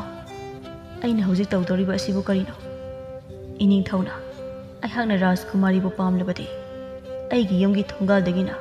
ꯀꯣꯅꯨꯡꯒꯤ ꯁꯅꯥꯊꯣꯡ ꯐꯥꯎꯕꯒꯤ ꯂꯝꯕꯤꯒꯤ ꯅꯥꯀꯟꯗ ꯍꯧꯔꯤꯕ ꯎ ꯋꯥ ꯂꯝꯕꯤ ꯄꯨꯝꯅꯃꯛ ꯁꯅꯥꯅ ꯏꯪꯒ꯭ꯔꯤ ꯁꯤꯠꯍꯜꯂꯨ ꯍꯥꯏꯔꯝꯃꯤ꯫ ꯀꯔꯤꯒꯨꯝꯕ ꯉꯝꯗ꯭ꯔꯕ ꯑꯩꯈꯣꯏ ꯑꯅꯤꯃꯛ ꯏꯅꯤꯡꯊꯧꯅ ꯑꯉꯥꯡ ꯑꯣꯜꯍꯟꯒꯅꯤ ꯍꯥꯏꯗꯨꯅ ꯑꯀꯟꯕ ꯌꯥꯊꯪ ꯇꯧꯊꯕꯤꯔꯝꯃꯤ꯫ ꯏꯇꯥꯎ, ꯑꯗꯨꯗꯤ ꯑꯩꯈꯣꯏ ꯍꯧꯖꯤꯛ ꯀꯩꯗꯧꯒꯅꯤ? ꯈꯪꯗꯦ ꯏꯇꯥꯎ, ꯍꯧꯖꯤꯛ ꯑꯩ ꯀꯔꯤ ꯇꯧꯒꯅꯤ ꯍꯥꯏꯕ? ꯂꯥꯏꯔꯕ ꯑꯩꯈꯣꯏꯅ ꯀꯔꯤꯕꯨ ꯇꯧꯔꯨꯅꯤ? ꯏꯁꯣꯔꯒꯨꯝ ꯁꯛꯇꯤ ꯂꯩꯗꯨꯅ ꯃꯤꯀꯨꯞꯇ ꯁꯅꯥꯅ ꯏꯪꯒ꯭ꯔꯤ ꯁꯤꯠꯍꯟꯅꯤ ꯍꯥꯏꯕꯁꯨ ꯅꯠꯇꯦ꯫ ꯑꯩꯈꯣꯏꯕꯨ ꯑꯉꯥꯡ ꯑꯣꯟꯕꯗ ꯃꯇꯥꯔꯗ꯭ꯔ ꯏꯇꯥꯎ? ꯏꯇꯥꯎ, ꯑꯩꯅꯁꯨ ꯏꯇꯥꯎꯒꯤ ꯃꯇꯦꯡ ꯄꯥꯡꯒꯗꯕꯗꯨ ꯑꯩꯁꯨ ꯂꯥꯏꯔꯕ ꯃꯤꯁꯛ ꯑꯃ ꯑꯣꯏꯔꯨꯕꯅ ꯏꯇꯥꯎꯒꯤ ꯃꯇꯦꯡ ꯄꯥꯡꯕ ꯉꯝꯂꯣꯏꯗꯧꯔꯤ ꯏꯇꯥꯎ꯫ ꯏꯇꯥꯎ, ꯑꯩꯒꯤ ꯂꯥꯏꯕꯛꯇ ꯇꯝꯕꯤꯔꯝꯂꯕꯅꯤ ꯈꯜꯂꯒꯦ꯫ ꯀꯔꯤꯒꯨꯝꯕ ꯑꯩꯅ ꯑꯉꯥꯡ ꯑꯣꯟꯗꯨꯅ ꯇꯥꯏꯕꯪꯁꯦ ꯊꯥꯗꯣꯛꯈ꯭ꯔꯕꯗꯤ ꯑꯩꯒꯤ ꯏꯪꯈꯣꯜ ꯑꯁꯦ ꯏꯇꯥꯎꯅ ꯌꯦꯡꯁꯤꯟꯕꯤꯌꯨꯀꯣ꯫ ꯔꯥꯖꯀꯨꯃꯥꯔꯤ ꯁꯛꯌꯦꯟꯕꯤ ꯃꯈꯣꯏ ꯑꯅꯤꯅ ꯁꯥꯟꯅꯔꯤꯕꯗꯨ ꯇꯥꯔꯒ ꯍꯦꯟꯅ ꯑꯗꯨꯝ ꯃꯥꯅ ꯅꯨꯡꯉꯥꯏꯇꯕ ꯄꯣꯛꯂꯤ꯫ ꯃꯥꯅ ꯃꯔꯝ ꯑꯣꯏꯔꯒ ꯀꯔꯤꯁꯨ ꯃꯔꯥ ꯂꯩꯖꯗ꯭ꯔꯕ ꯅꯤꯡꯊꯧꯕꯨ ꯑꯋꯥꯐꯝꯗ ꯇꯥꯍꯟꯗꯧꯔꯦ ꯈꯟꯕꯗ ꯃꯥ ꯁꯤꯅꯤꯡꯕ ꯄꯣꯛꯂꯤ ꯃꯤꯀꯨꯞꯁꯤꯗ꯫ ꯑꯗꯨꯕꯨ ꯄꯨꯝꯅꯃꯛ ꯐꯥꯖꯤꯟꯗꯨꯅ ꯇꯞꯅ ꯍꯥꯏꯔꯛꯂꯝꯃꯤ, ꯏꯕꯨꯡ, ꯄꯨꯝꯅꯃꯛ ꯑꯩꯅ ꯊꯦꯡꯅꯒꯅꯤ꯫ ꯑꯩꯒꯤ ꯏꯄꯥ ꯅꯤꯡꯊꯧꯅ ꯍꯥꯏꯔꯝꯕ ꯋꯥꯗꯨꯗ ꯏꯕꯨꯡꯅ ꯊꯣꯏꯅ ꯋꯥꯁꯤꯟꯕꯤꯒꯅꯨ꯫ ꯄꯥꯔꯤꯁꯨ ꯔꯥꯖꯀꯨꯃꯥꯔꯤꯒꯤ ꯋꯥꯗꯨ ꯇꯥꯔꯒ ꯍꯥꯏꯔꯛꯂꯝꯃꯤ, ꯏꯇꯥꯎ, ꯔꯥꯖꯀꯨꯃꯥꯔꯤꯅ ꯍꯥꯏꯕꯁꯨ ꯍꯥꯏꯕꯅꯤ꯫ ꯏꯅꯤꯡꯊꯧꯅ ꯍꯥꯏꯔꯝꯕ ꯋꯥꯗꯨꯒꯤꯗꯃꯛ ꯏꯇꯥꯎ ꯅꯪ ꯀꯔꯤꯁꯨ ꯋꯥꯁꯤꯜꯂꯨꯅꯨꯗ꯫ ꯃꯗꯨꯕꯨ ꯑꯣꯏꯊꯣꯛꯄ ꯌꯥꯕ ꯋꯥꯔ? ꯑꯩꯈꯣꯏꯕꯨ ꯂꯥꯏꯔꯣ ꯂꯝꯕꯤꯗ ꯍꯦꯟꯗꯣꯛꯇꯅ ꯎ ꯋꯥ ꯐꯥꯎ ꯁꯅꯥꯅ ꯏꯪꯒ꯭ꯔꯤ ꯁꯤꯠꯍꯜꯂꯨ ꯍꯥꯏꯗꯨꯕꯨ? ꯃꯗꯨꯗꯤꯅꯦ ꯂꯥꯏ ꯐꯥꯎ ꯉꯝꯅꯤ ꯊꯥꯖꯗꯦ ꯑꯩꯅ꯫ ꯏꯇꯥꯎ, ꯂꯩꯕꯥꯛ ꯑꯃꯒꯤ ꯅꯤꯡꯊꯧ ꯍꯥꯏꯕꯁꯤꯗꯤ ꯇꯧꯒꯦꯇ ꯉꯝꯕꯅꯤ꯫ ꯏꯅꯤꯡꯊꯧꯒꯤ ꯌꯥꯊꯪ ꯍꯤꯛꯇꯣꯛꯏ ꯍꯥꯏꯗꯨꯅ ꯑꯩꯕꯨ ꯑꯉꯥꯡ ꯑꯣꯜꯍꯟꯈ꯭ꯔꯕꯗꯤ ꯀꯝꯗꯧꯒꯅꯤ? ꯍꯦꯔꯦ ꯏꯇꯥꯎ, ꯑꯗꯨ ꯌꯧꯁꯤꯜꯂꯛꯑꯗꯤ ꯅꯨꯄꯥ ꯃꯥꯟꯁꯤꯜꯂꯛꯇ꯭ꯔꯦꯗ꯫ ꯅꯨꯄꯥꯅꯕꯨ ꯑꯗꯨꯝꯅ ꯂꯩꯒꯗ꯭ꯔꯣ? ꯍꯥ, ꯂꯥꯛꯑꯣ ꯏꯃꯨꯡ ꯆꯪꯉꯣ꯫ ꯉꯁꯤꯗꯤꯅꯦ ꯑꯍꯥꯎꯕ ꯍꯦꯟꯖꯥꯡ ꯑꯃ ꯊꯣꯡꯂꯒ ꯆꯥꯁꯦ꯫ ꯔꯥꯖꯀꯨꯃꯥꯔꯤꯁꯨ ꯌꯥꯎꯗꯣꯏꯅꯤꯅ꯫ ꯑꯁ ꯏꯇꯥꯎ, ꯂꯥꯛꯑꯣ ꯂꯥꯛꯑꯣ ꯆꯪꯉꯁꯤ ꯂꯥꯛꯑꯣ ꯏꯇꯥꯎ꯫ ꯑꯩꯗꯤ ꯆꯪꯉꯦꯀꯣ ꯏꯃꯨꯡꯗ꯫ ꯔꯥꯖꯀꯨꯃꯥꯔꯤ ꯄꯨꯔꯒ ꯆꯪꯉꯛꯑꯣꯀꯣ ꯅꯪꯁꯨ ꯏꯇꯥꯎ꯫ ꯑꯁꯤ ꯍꯥꯏꯔꯝꯗꯨꯅ ꯆꯪꯈ꯭ꯔꯦ ꯄꯥꯔꯤ ꯃꯥꯗꯤ꯫ ꯅꯤꯡꯊꯧ ꯇꯟꯅ ꯇꯟꯅ ꯍꯥꯏꯔꯛꯂꯝꯃꯤ ꯔꯥꯖꯀꯨꯃꯥꯔꯤ ꯁꯛꯌꯦꯟꯕꯤꯗ, ꯔꯥꯖꯀꯨꯃꯥꯔꯤ, ꯆꯪꯂꯁꯤ ꯏꯃꯨꯡꯗ꯫ ꯉꯁꯤꯕꯨ ꯂꯥꯟꯈ꯭ꯔꯕꯗꯤ ꯃꯄꯨꯃꯥꯒꯤ ꯅꯣꯡꯗꯝ ꯌꯦꯡꯂꯁꯤ ꯑꯩꯈꯣꯏ꯫ ꯏꯕꯨꯡꯒꯤꯗꯃꯛ ꯔꯥꯖꯀꯨꯃꯥꯔꯤ ꯑꯩ ꯂꯩꯔꯤꯕꯁꯤꯗꯤ ꯀꯔꯤꯒꯤꯅꯣ ꯏꯕꯨꯡꯅ ꯑꯗꯨꯛ ꯋꯥꯔꯤꯕ? ꯑꯁꯤ ꯍꯥꯏꯗꯨꯅ ꯔꯥꯖꯀꯨꯃꯥꯔꯤ ꯁꯛꯌꯦꯟꯕꯤ ꯅꯤꯡꯊꯧꯒꯤ ꯇꯨꯡ ꯏꯟꯗꯨꯅ ꯆꯪꯉꯛꯑꯝꯃꯤ꯫ ꯅꯨꯃꯤꯠ ꯑꯗꯨꯒꯤ ꯑꯍꯤꯡꯅꯤ꯫ ꯅꯤꯡꯊꯧ ꯃꯥꯒꯤ ꯃꯪꯂꯥꯟꯗ ꯃꯥꯒꯤ ꯂꯥꯏꯑꯣꯏꯈ꯭ꯔꯕ ꯅꯨꯄꯤ ꯄꯥꯛꯄꯤꯕꯨ ꯎꯔꯝꯃꯤ꯫ ꯎꯔꯤꯕ ꯁꯛꯇꯝ ꯑꯗꯨꯁꯨ ꯄꯥꯛꯄꯤꯒꯤ ꯑꯔꯣꯏꯕ ꯃꯤꯀꯨꯞ ꯑꯗꯨꯒꯤ ꯁꯛꯇꯝꯅꯤ꯫ ꯀꯨꯆꯨ ꯇꯥꯏꯐꯦꯠ ꯇꯥꯅ ꯌꯥꯝ ꯋꯥꯅ ꯍꯥꯏꯔꯛꯂꯝꯃꯤ, ꯃꯣꯏꯕꯥꯖꯤ, ꯀꯔꯤꯒꯨꯝꯕ ꯑꯩꯅ ꯃꯣꯏꯕꯥꯖꯤꯕꯨ ꯎꯗꯅ ꯊꯋꯥꯏꯁꯦ ꯇꯥꯏꯕꯪ ꯑꯁꯤꯗꯒꯤ ꯆꯠꯈ꯭ꯔꯕꯁꯨ ꯑꯩꯒꯤꯗꯃꯛ ꯋꯥꯖꯔꯤꯕ ꯃꯣꯏꯕꯥꯖꯤꯒꯤꯗꯃꯛꯇꯗꯤ ꯑꯩꯒꯤ ꯊꯋꯥꯏꯅ ꯑꯉꯝꯕ ꯃꯇꯦꯡ ꯄꯥꯡꯂꯛꯀꯦꯀꯣ꯫ ꯃꯣꯏꯕꯥꯖꯤꯒꯤ ꯑꯋꯥꯕ ꯇꯥꯔꯕ ꯃꯇꯝꯗ ꯑꯩꯕꯨ ꯅꯤꯡꯁꯤꯡꯕꯤꯔꯛꯎ꯫ ꯑꯩꯕꯨ ꯃꯣꯏꯕꯥꯖꯤꯅ ꯅꯤꯡꯁꯤꯡꯂꯛꯄ ꯃꯤꯀꯨꯞ ꯑꯗꯨꯗ ꯑꯩꯁꯨ ꯃꯣꯏꯕꯥꯖꯤꯒꯤ ꯃꯇꯦꯡ ꯄꯥꯡꯖꯔꯛꯀꯦ꯫ ꯍꯟꯗꯛ ꯃꯄꯣꯛꯀꯤꯗꯤ ꯃꯣꯏꯕꯥꯖꯤꯒ ꯄꯨꯟꯁꯤꯁꯦ ꯀꯨꯏꯅ ꯁꯥꯡꯅ ꯍꯤꯡꯃꯤꯟꯅꯧ ꯇꯝꯂꯝꯗ꯭ꯔꯦ꯫ ꯑꯩ ꯆꯠꯂꯒꯦꯀꯣ ꯇꯥꯏꯕꯪꯁꯦ ꯊꯥꯗꯣꯛꯇꯨꯅ ꯃꯣꯏꯕꯥꯖꯤ꯫ ꯎꯕꯗꯤ ꯌꯥꯝꯅ ꯎꯅꯤꯡꯉꯤ ꯃꯣꯏꯕꯥꯁꯤꯒꯤ ꯁꯛꯇꯝꯗꯣ ꯑꯔꯣꯏꯕ ꯑꯣꯏꯅ ꯃꯤꯀꯨꯞ ꯑꯁꯤꯗ ꯑꯗꯨꯕꯨ ꯎꯕꯗꯤ ꯐꯪꯒꯅꯤ ꯊꯥꯖꯗ꯭ꯔꯦ ꯑꯩ ꯃꯣꯏꯕꯥꯁꯤ ꯑꯩ ꯆꯠꯂꯒꯦꯀꯣ ꯅꯨꯡꯉꯥꯏꯅ ꯂꯩꯍꯧꯔꯣꯀꯣ ꯃꯣꯏꯕꯥꯁꯤ ꯄꯥꯛꯄꯤ ꯄꯥꯛꯄꯤ ꯅꯤꯡꯊꯧ ꯃꯃꯥꯏ ꯃꯃꯤꯠ ꯃꯁꯥ ꯄꯨꯝꯕ ꯍꯨꯃꯥꯡꯅ ꯄꯨꯡꯂꯨꯞ ꯂꯨꯞꯂꯗꯨꯅ ꯇꯨꯝꯂꯝꯕꯗꯒꯤ ꯐꯨꯛ ꯍꯧꯒꯠꯂꯛꯂꯝꯃꯤ ꯔꯥꯖꯀꯨꯃꯥꯔꯤ ꯁꯛꯍꯦꯟꯕꯤ ꯇꯨꯝꯂꯝꯕꯗꯒꯤ ꯄꯥꯈꯠꯅ ꯍꯧꯒꯠꯂꯛꯂꯗꯨꯅ ꯅꯤꯡꯊꯧꯒꯤ ꯃꯁꯥꯗ ꯀꯥꯔꯤꯕ ꯍꯨꯃꯥꯡꯁꯤꯡꯗꯨ ꯇꯩꯊꯣꯛꯄꯤꯔꯒ ꯍꯪꯉꯛꯏ ꯀꯩꯗꯧꯔꯒꯦ ꯏꯕꯨꯡ ꯃꯪꯗ ꯀꯔꯤ ꯐꯠꯇꯕ ꯎꯔꯒꯦ ꯍꯨꯃꯥꯡꯅ ꯄꯨꯡꯂꯨꯞ ꯂꯨꯞꯂꯦ ꯃꯥꯏ ꯃꯤꯠ ꯍꯛꯆꯥꯡ ꯄꯨꯝꯕꯗꯣ ꯑꯩ ꯇꯩꯊꯣꯛꯀꯦ ꯏꯕꯨꯡ ꯌꯥꯔꯅꯤ ꯔꯥꯖꯀꯨꯃꯥꯔꯤ ꯑꯩ ꯑꯗꯨꯝ ꯇꯩꯊꯣꯛꯆꯔꯒꯦ ꯑꯁꯤ ꯍꯥꯏꯔꯗꯨꯅ ꯇꯨꯝꯂꯝꯕꯗꯒꯤ ꯍꯧꯒꯠꯇꯨꯅ ꯌꯨꯝꯖꯥꯎꯒꯤ ꯊꯣꯡ ꯍꯥꯡꯂꯗꯨꯅ ꯊꯣꯛꯈꯤꯔꯝꯃꯤ ꯃꯄꯥꯟꯗ ꯅꯤꯡꯊꯧ ꯑꯗꯨꯕꯨ ꯃꯥꯅ ꯁꯨꯃꯥꯡꯗ ꯊꯣꯛꯂꯛꯄ ꯃꯇꯝꯗ ꯑꯣꯏꯔꯝꯂꯤꯕ ꯁꯛꯇꯝꯁꯤꯡ ꯑꯗꯨꯗ ꯉꯛꯅ ꯃꯆꯤꯟꯗ ꯁꯣꯜꯂꯤ ꯑꯩꯅ ꯉꯁꯤ ꯑꯩꯒꯤ ꯃꯤꯠꯁꯤꯅ ꯎꯔꯤꯕ ꯑꯁꯤꯕꯨ ꯃꯪꯂ ꯇꯥꯏꯕꯪꯂꯅꯦ ꯇꯥꯏꯕꯪꯗꯗꯤ ꯂꯥꯏꯔꯗꯅ ꯃꯪꯂꯥꯟꯗ ꯐꯥꯎꯕ ꯑꯣꯏꯊꯣꯛꯂꯔꯣꯏꯗꯕ ꯊꯧꯗꯣꯛ ꯑꯃ ꯉꯁꯤ ꯑꯩꯒꯤ ꯃꯤꯠꯁꯤꯅ ꯇꯁꯦꯡ ꯎꯔꯤꯕ ꯑꯁꯤꯕꯨ ꯔꯥꯖꯀꯨꯃꯥꯔꯤ ꯁꯛꯍꯦꯟꯕꯤ ꯃꯥꯁꯨ ꯅꯤꯡꯊꯧꯅ ꯍꯧꯒꯠꯇꯨꯅ ꯊꯣꯛꯈꯤꯕ ꯑꯗꯨꯗ ꯃꯇꯨꯡ ꯏꯟꯅꯗꯨꯅ ꯊꯣꯛꯂꯛꯄꯅꯤ ꯑꯗꯨꯕꯨ ꯃꯥꯡꯗ ꯑꯣꯏꯔꯝꯂꯤꯕ ꯁꯛꯇꯝꯁꯤꯡ ꯑꯗꯨꯗ ꯃꯥꯁꯨ ꯉꯛꯂꯗꯨꯅ ꯃꯨꯟꯅ ꯌꯦꯡꯂꯗꯨꯅ ꯂꯩꯔꯝꯃꯤ ꯃꯃꯤꯠ ꯀꯨꯞꯅꯤ ꯀꯥꯎꯕ ꯃꯈꯩ ꯀꯔꯤꯅꯣ ꯉꯁꯤ ꯑꯩꯅ ꯎꯔꯤꯕ ꯑꯁꯤꯕꯨ ꯃꯪꯂ ꯇꯥꯏꯕꯪꯂꯅꯦ ꯑꯩ ꯋꯥꯈꯜ ꯇꯥꯗ꯭ꯔꯦ ꯍꯦꯂꯥ ꯅꯤꯡꯊꯧ ꯏꯕꯥ ꯏꯕꯨꯡꯉꯣ ꯅꯃꯣꯝ ꯑꯩꯅ ꯎꯔꯤꯕ ꯁꯛꯇꯝ ꯑꯁꯤꯕꯨ ꯀꯔꯤꯅꯣ ꯉꯥꯏꯍꯥꯛꯀꯤ ꯃꯇꯨꯡ ꯑꯣꯟꯈ꯭ꯔꯦ ꯄꯨꯡꯑꯣꯟ ꯅꯤꯡꯊꯧꯒꯤ ꯌꯨꯝ ꯑꯗꯨꯁꯨ ꯀꯣꯅꯨꯡꯒꯨꯝ ꯆꯥꯎꯔꯕ ꯌꯨꯝꯖꯥꯎ ꯑꯃ ꯅꯤꯡꯊꯧꯅ ꯉꯔꯥꯡ ꯂꯝꯕꯤꯒꯤ ꯅꯥꯀꯟꯗ ꯍꯧꯔꯤꯕ ꯎ ꯋꯥ ꯄꯨꯝꯅꯃꯛ ꯁꯅꯥ ꯑꯣꯜꯍꯜꯂꯨ ꯃꯗꯨꯗ ꯅꯠꯇꯅ ꯂꯝꯕꯤꯁꯨ ꯁꯅꯥꯅ ꯏꯪꯒ꯭ꯔꯤ ꯁꯤꯠꯍꯜꯂꯨ ꯍꯥꯏꯔꯝꯕ ꯑꯗꯨ ꯉꯁꯤꯗꯤ ꯇꯥꯏꯕꯪꯗ ꯊꯣꯛꯂꯔꯕꯗ ꯈꯨꯟꯖꯥ ꯄꯨꯝꯕ ꯉꯛꯅ ꯌꯦꯡꯅꯔꯤ ꯂꯝꯕꯤꯗ ꯊꯣꯛꯅꯔꯗꯨꯅ ꯅꯤꯡꯊꯧ ꯂꯣꯌꯥ ꯂꯥꯛꯄ ꯃꯥꯅ ꯇꯨꯝꯕ ꯍꯧꯒꯠꯂꯛꯄꯗ ꯀꯣꯅꯨꯡꯗ ꯂꯩꯔꯤꯕ ꯃꯤꯌꯥꯝꯅ ꯂꯥꯡꯅꯕꯗꯨ ꯇꯥꯔꯒ ꯃꯥꯒꯤ ꯀꯥꯒꯤ ꯊꯣꯡꯅꯥꯎꯗꯨ ꯍꯥꯡꯗꯣꯛꯂꯒ ꯌꯦꯡꯂꯛꯄꯗ ꯅꯤꯡꯊꯧ ꯂꯣꯌꯥ ꯂꯥꯛꯄ ꯃꯥꯁꯨ ꯎꯔꯦ ꯀꯣꯅꯨꯡꯒꯤ ꯁꯅꯥꯊꯣꯡ ꯐꯥꯎꯕ ꯁꯅꯥꯅ ꯄꯨꯡꯂꯪ ꯂꯪꯗꯨꯅ ꯂꯩꯔꯤꯕ ꯑꯗꯨ ꯑꯉꯛꯄ ꯄꯣꯛꯏ ꯑꯣꯏꯔꯤꯕ ꯁꯛꯇꯝꯁꯤꯡ ꯑꯁꯤꯗ ꯀꯅꯥ ꯂꯩ ꯂꯥꯟꯃꯤ ꯑꯃ ꯆꯪꯉꯛꯇꯨꯅ ꯅꯅꯩ ꯑꯩꯍꯥꯛ ꯂꯩꯖꯩ ꯀꯔꯤ ꯇꯥꯛꯄꯤꯒꯗꯕꯅꯣ ꯅꯤꯡꯊꯧ ꯍꯧꯖꯤꯛꯃꯛ ꯁꯒꯣꯜ ꯁꯥꯃꯨ ꯊꯧꯔꯥꯡ ꯇꯧ ꯑꯗꯨꯒꯅꯤ ꯂꯥꯟꯃꯤ ꯁꯅꯥ ꯈꯧꯖꯥꯎ ꯂꯨꯄꯥ ꯈꯧꯖꯥꯎ ꯃꯌꯥꯝ ꯑꯃꯁꯨ ꯁꯥꯃꯨꯒꯤ ꯃꯊꯛꯇ ꯍꯥꯞꯄꯨꯀꯣ ꯍꯣꯏ ꯏꯅꯤꯡꯊꯧ ꯅꯤꯡꯊꯧ ꯂꯣꯌꯥ ꯂꯥꯛꯄ ꯅꯤꯡꯊꯧꯒꯤ ꯃꯌꯨꯝꯗ ꯆꯠꯅꯕ ꯁꯦꯝ ꯁꯥꯔꯝꯃꯤ ꯔꯥꯖꯀꯨꯃꯥꯔꯤ ꯁꯛꯍꯦꯟꯕꯤ ꯃꯥꯗꯤ ꯍꯔꯥꯎꯕꯅ ꯂꯣꯏꯔꯝꯃꯤ ꯃꯔꯝꯗꯤ ꯃꯄꯥ ꯅꯤꯡꯊꯧꯅ ꯃꯥꯕꯨ ꯅꯤꯡꯊꯧꯗ ꯁꯣꯏꯗꯅ ꯊꯥꯖꯕꯤꯔꯅꯤ ꯈꯟꯕꯗ ꯄꯥꯔꯤꯁꯨ ꯂꯥꯛꯇꯨꯅ ꯅꯤꯡꯊꯧꯒ ꯋꯥꯔꯤ ꯀꯟꯅ ꯁꯥꯟꯅꯔꯤꯉꯩ ꯅꯤꯡꯊꯧꯒꯤ ꯂꯥꯟꯃꯤ ꯃꯌꯥꯝ ꯑꯃꯅ ꯁꯥꯃꯨ ꯁꯒꯣꯜ ꯃꯌꯥꯝ ꯑꯃ ꯄꯨꯗꯨꯅ ꯃꯗꯨꯒꯤ ꯃꯊꯛꯇ ꯁꯅꯥ ꯂꯨꯄꯥ ꯈꯧꯖꯥꯎ ꯍꯥꯞꯂꯗꯨꯅ ꯆꯪꯉꯛꯄꯗꯨ ꯎꯕꯗ ꯄꯥꯔꯤ ꯉꯛꯅ ꯍꯥꯏꯔꯛꯂꯝꯃꯤ ꯏꯇꯥꯎ ꯏꯅꯤꯡꯊꯧ ꯂꯥꯛꯄ ꯃꯥꯜꯂꯦ ꯃꯥꯒꯤ ꯂꯥꯟꯃꯤ ꯃꯌꯥꯝ ꯑꯃ ꯏꯇꯥꯎꯅ ꯑꯩꯈꯣꯏꯒꯤ ꯊꯣꯡꯒꯥꯜꯗ ꯆꯪꯉꯛꯑꯦ ꯍꯣꯏꯅꯦ ꯏꯇꯥꯎ ꯏꯅꯤꯡꯊꯧꯅ ꯑꯩ ꯑꯉꯥꯡ ꯑꯣꯜꯍꯟꯕ ꯂꯥꯛꯂꯕ ꯖꯥꯠꯂꯥ ꯑꯣꯏꯔꯝꯃꯣꯏꯗ ꯏꯇꯥꯎ ꯁꯒꯣꯜ ꯒꯥꯔꯤꯗꯒꯤ ꯅꯤꯡꯊꯧ ꯃꯍꯥꯔꯥꯅꯤ ꯑꯅꯤꯃꯛ ꯀꯨꯝꯊꯔꯛꯇꯨꯅ ꯆꯪꯉꯛꯂꯒ ꯍꯥꯏꯔꯛꯏ ꯅꯤꯡꯊꯧ ꯅꯪꯒꯤ ꯑꯉꯛꯄ ꯊꯧꯑꯣꯡꯗ ꯅꯤꯡꯊꯧ ꯑꯩꯍꯥꯛ ꯄꯦꯜꯂꯦ ꯑꯗꯨꯅ ꯉꯁꯤ ꯀꯧꯕ ꯅꯨꯃꯤꯠꯇꯒꯤ ꯅꯤꯡꯊꯧ ꯂꯣꯌꯥ ꯂꯥꯛꯄ ꯑꯩꯒꯤ ꯑꯃꯠꯇ ꯄꯣꯛꯆꯕꯤ ꯏꯆꯥꯅꯨꯄꯤ ꯔꯥꯖꯀꯨꯃꯥꯔꯤ ꯁꯛꯍꯦꯟꯕꯤꯁꯦ ꯅꯪꯒꯤ ꯅꯐꯝꯗ ꯅꯤꯡꯊꯧ ꯑꯩꯅ ꯑꯋꯣꯡ ꯑꯋꯣꯟ ꯆꯥꯎꯅ ꯇꯝꯗꯨꯅ ꯄꯤꯔꯝꯂꯒꯦꯀꯣ ꯅꯐꯝꯗ ꯃꯍꯥꯔꯥꯅꯤ ꯂꯩꯔꯦꯟꯅ ꯑꯃꯨꯛ ꯍꯥꯏꯔꯛꯂꯝꯃꯤ ꯁꯒꯣꯜ ꯁꯦꯜꯂꯤ ꯍꯥꯏꯗꯨꯅ ꯑꯩꯅ ꯍꯟꯊꯅ ꯈꯜꯂꯨꯕ ꯑꯩꯒꯤ ꯋꯥꯈꯜ ꯂꯥꯜꯂꯝꯂꯦ ꯅꯤꯡꯊꯧ ꯉꯁꯤ ꯀꯧꯕ ꯅꯨꯃꯤꯠꯇꯒꯤ ꯅꯪꯕꯨ ꯑꯩꯒꯤ ꯏꯌꯥ ꯑꯣꯏꯔꯕꯅꯤꯀꯣ ꯀꯗꯥꯏꯗ ꯂꯩꯈ꯭ꯔꯕꯒꯦ ꯁꯛꯍꯦꯟꯕꯤꯗꯤ ꯔꯥꯖꯀꯨꯃꯥꯔꯤ ꯁꯛꯍꯦꯟꯕꯤ ꯃꯃꯤꯠꯇꯒꯤ ꯃꯄꯤ ꯁꯤꯟꯊ ꯀꯞꯂꯗꯨꯅ ꯊꯣꯛꯂꯛꯂꯒ ꯃꯄꯥ ꯃꯃꯥ ꯑꯅꯤꯕꯨ ꯆꯦꯠꯅ ꯀꯣꯟꯗꯨꯅ ꯀꯞꯆꯔꯝꯃꯤ ꯅꯤꯡꯊꯧ ꯃꯍꯥꯔꯥꯅꯤ ꯑꯅꯤꯁꯨ ꯃꯆꯥꯅꯨꯄꯤꯕꯨ ꯅꯨꯡꯁꯤꯅ ꯃꯀꯣꯛꯇ ꯅꯥꯟꯊꯗꯨꯅ ꯀꯣꯟꯁꯤꯟꯕꯤꯔꯝꯃꯤ ꯄꯥꯛꯄꯤ ꯅꯣꯡꯗꯣꯜ ꯊꯛꯇꯒꯤ ꯂꯩꯆꯤꯜ ꯄꯧꯃꯥꯏ ꯍꯥꯡꯗꯨꯅ ꯃꯄꯨꯔꯣꯏꯕ ꯅꯤꯡꯊꯧꯒꯤ ꯁꯨꯃꯥꯡꯗ ꯉꯁꯤ ꯑꯣꯏꯔꯤꯕ ꯁꯛꯇꯝ ꯑꯗꯨꯕꯨ ꯃꯣꯃꯣꯟ ꯅꯣꯛꯅ ꯌꯦꯡꯖꯔꯝꯃꯤ ꯉꯥꯏꯍꯥꯛꯀꯤ ꯃꯇꯨꯡ ꯁꯨꯃꯥꯡ ꯑꯗꯨꯗ ꯇꯤꯜꯂꯝꯕ ꯅꯤꯡꯊꯧ ꯃꯍꯥꯔꯥꯅꯤ ꯃꯈꯣꯏꯒꯤ ꯂꯥꯟꯃꯤ ꯄꯨꯝꯕ ꯀꯣꯅꯨꯡꯗ ꯍꯟꯈꯤꯔꯝꯃꯤ ꯅꯤꯡꯊꯧ ꯀꯔꯤꯒꯨꯝꯕ ꯑꯃꯈꯛ ꯅꯤꯡꯁꯤꯡꯂꯛꯂꯗꯨꯅ ꯏꯃꯨꯡꯗ ꯀꯟꯅ ꯆꯦꯟꯁꯤꯜꯂꯛꯏ ꯑꯗꯨꯒ ꯃꯥꯅ ꯌꯥꯝ ꯆꯦꯛꯁꯤꯟꯅ ꯊꯝꯖꯕ ꯃꯥꯒꯤ ꯅꯨꯄꯤ ꯄꯥꯛꯄꯤꯒꯤ ꯊꯋꯥꯏꯅ ꯑꯣꯟꯈꯤꯕ ꯁꯅꯥꯒꯤ ꯃꯥꯏꯔꯦꯟ ꯃꯔꯨ ꯑꯗꯨ ꯂꯩꯕ꯭ꯔꯥ ꯍꯥꯏꯗꯨꯅ ꯌꯦꯡꯖꯔꯝꯃꯤ ꯑꯗꯨꯕꯨ ꯂꯩꯔꯝꯗ꯭ꯔꯦ ꯁꯅꯥꯒꯤ ꯃꯥꯏꯔꯦꯟ ꯃꯔꯨ ꯑꯗꯨꯗꯤ ꯂꯩꯔꯝꯗ꯭ꯔꯦ ꯅꯤꯡꯊꯧ ꯄꯦꯟꯗꯨꯅ ꯀꯞꯂꯗꯨꯅ ꯍꯥꯏꯔꯛꯂꯝꯃꯤ ꯄꯥꯛꯄꯤ ꯑꯩꯗꯤ ꯅꯪꯒꯤ ꯅꯤꯡꯕ ꯊꯨꯡꯍꯟꯕ ꯉꯝꯈꯤꯗ꯭ꯔꯦ ꯑꯗꯨꯕꯨ ꯅꯪꯗꯤ ꯑꯩꯒꯤꯗꯃꯛ ꯇꯥꯏꯕꯪꯁꯤ ꯊꯥꯗꯣꯛꯇꯨꯅ ꯆꯠꯈ꯭ꯔꯕꯁꯨ ꯑꯩꯒꯤꯗꯃꯛ ꯉꯁꯤꯁꯨ ꯇꯦꯡꯕꯥꯡꯂꯤꯀꯣ ꯃꯊꯪ ꯃꯄꯣꯛꯇꯗꯤ ꯑꯩꯈꯣꯏ ꯑꯅꯤ ꯄꯨꯟꯁꯤ ꯁꯥꯡꯅ ꯍꯤꯡꯃꯤꯟꯅꯁꯤꯀꯣ ꯔꯥꯖꯀꯨꯃꯥꯔꯤ ꯁꯛꯍꯦꯟꯕꯤ ꯅꯤꯡꯊꯧꯒꯤ ꯂꯦꯡꯖꯨꯝꯗ ꯇꯞꯅ ꯃꯈꯨꯠꯅ ꯄꯥꯏꯔꯛꯂꯗꯨꯅ ꯍꯥꯏꯔꯛꯂꯝꯃꯤ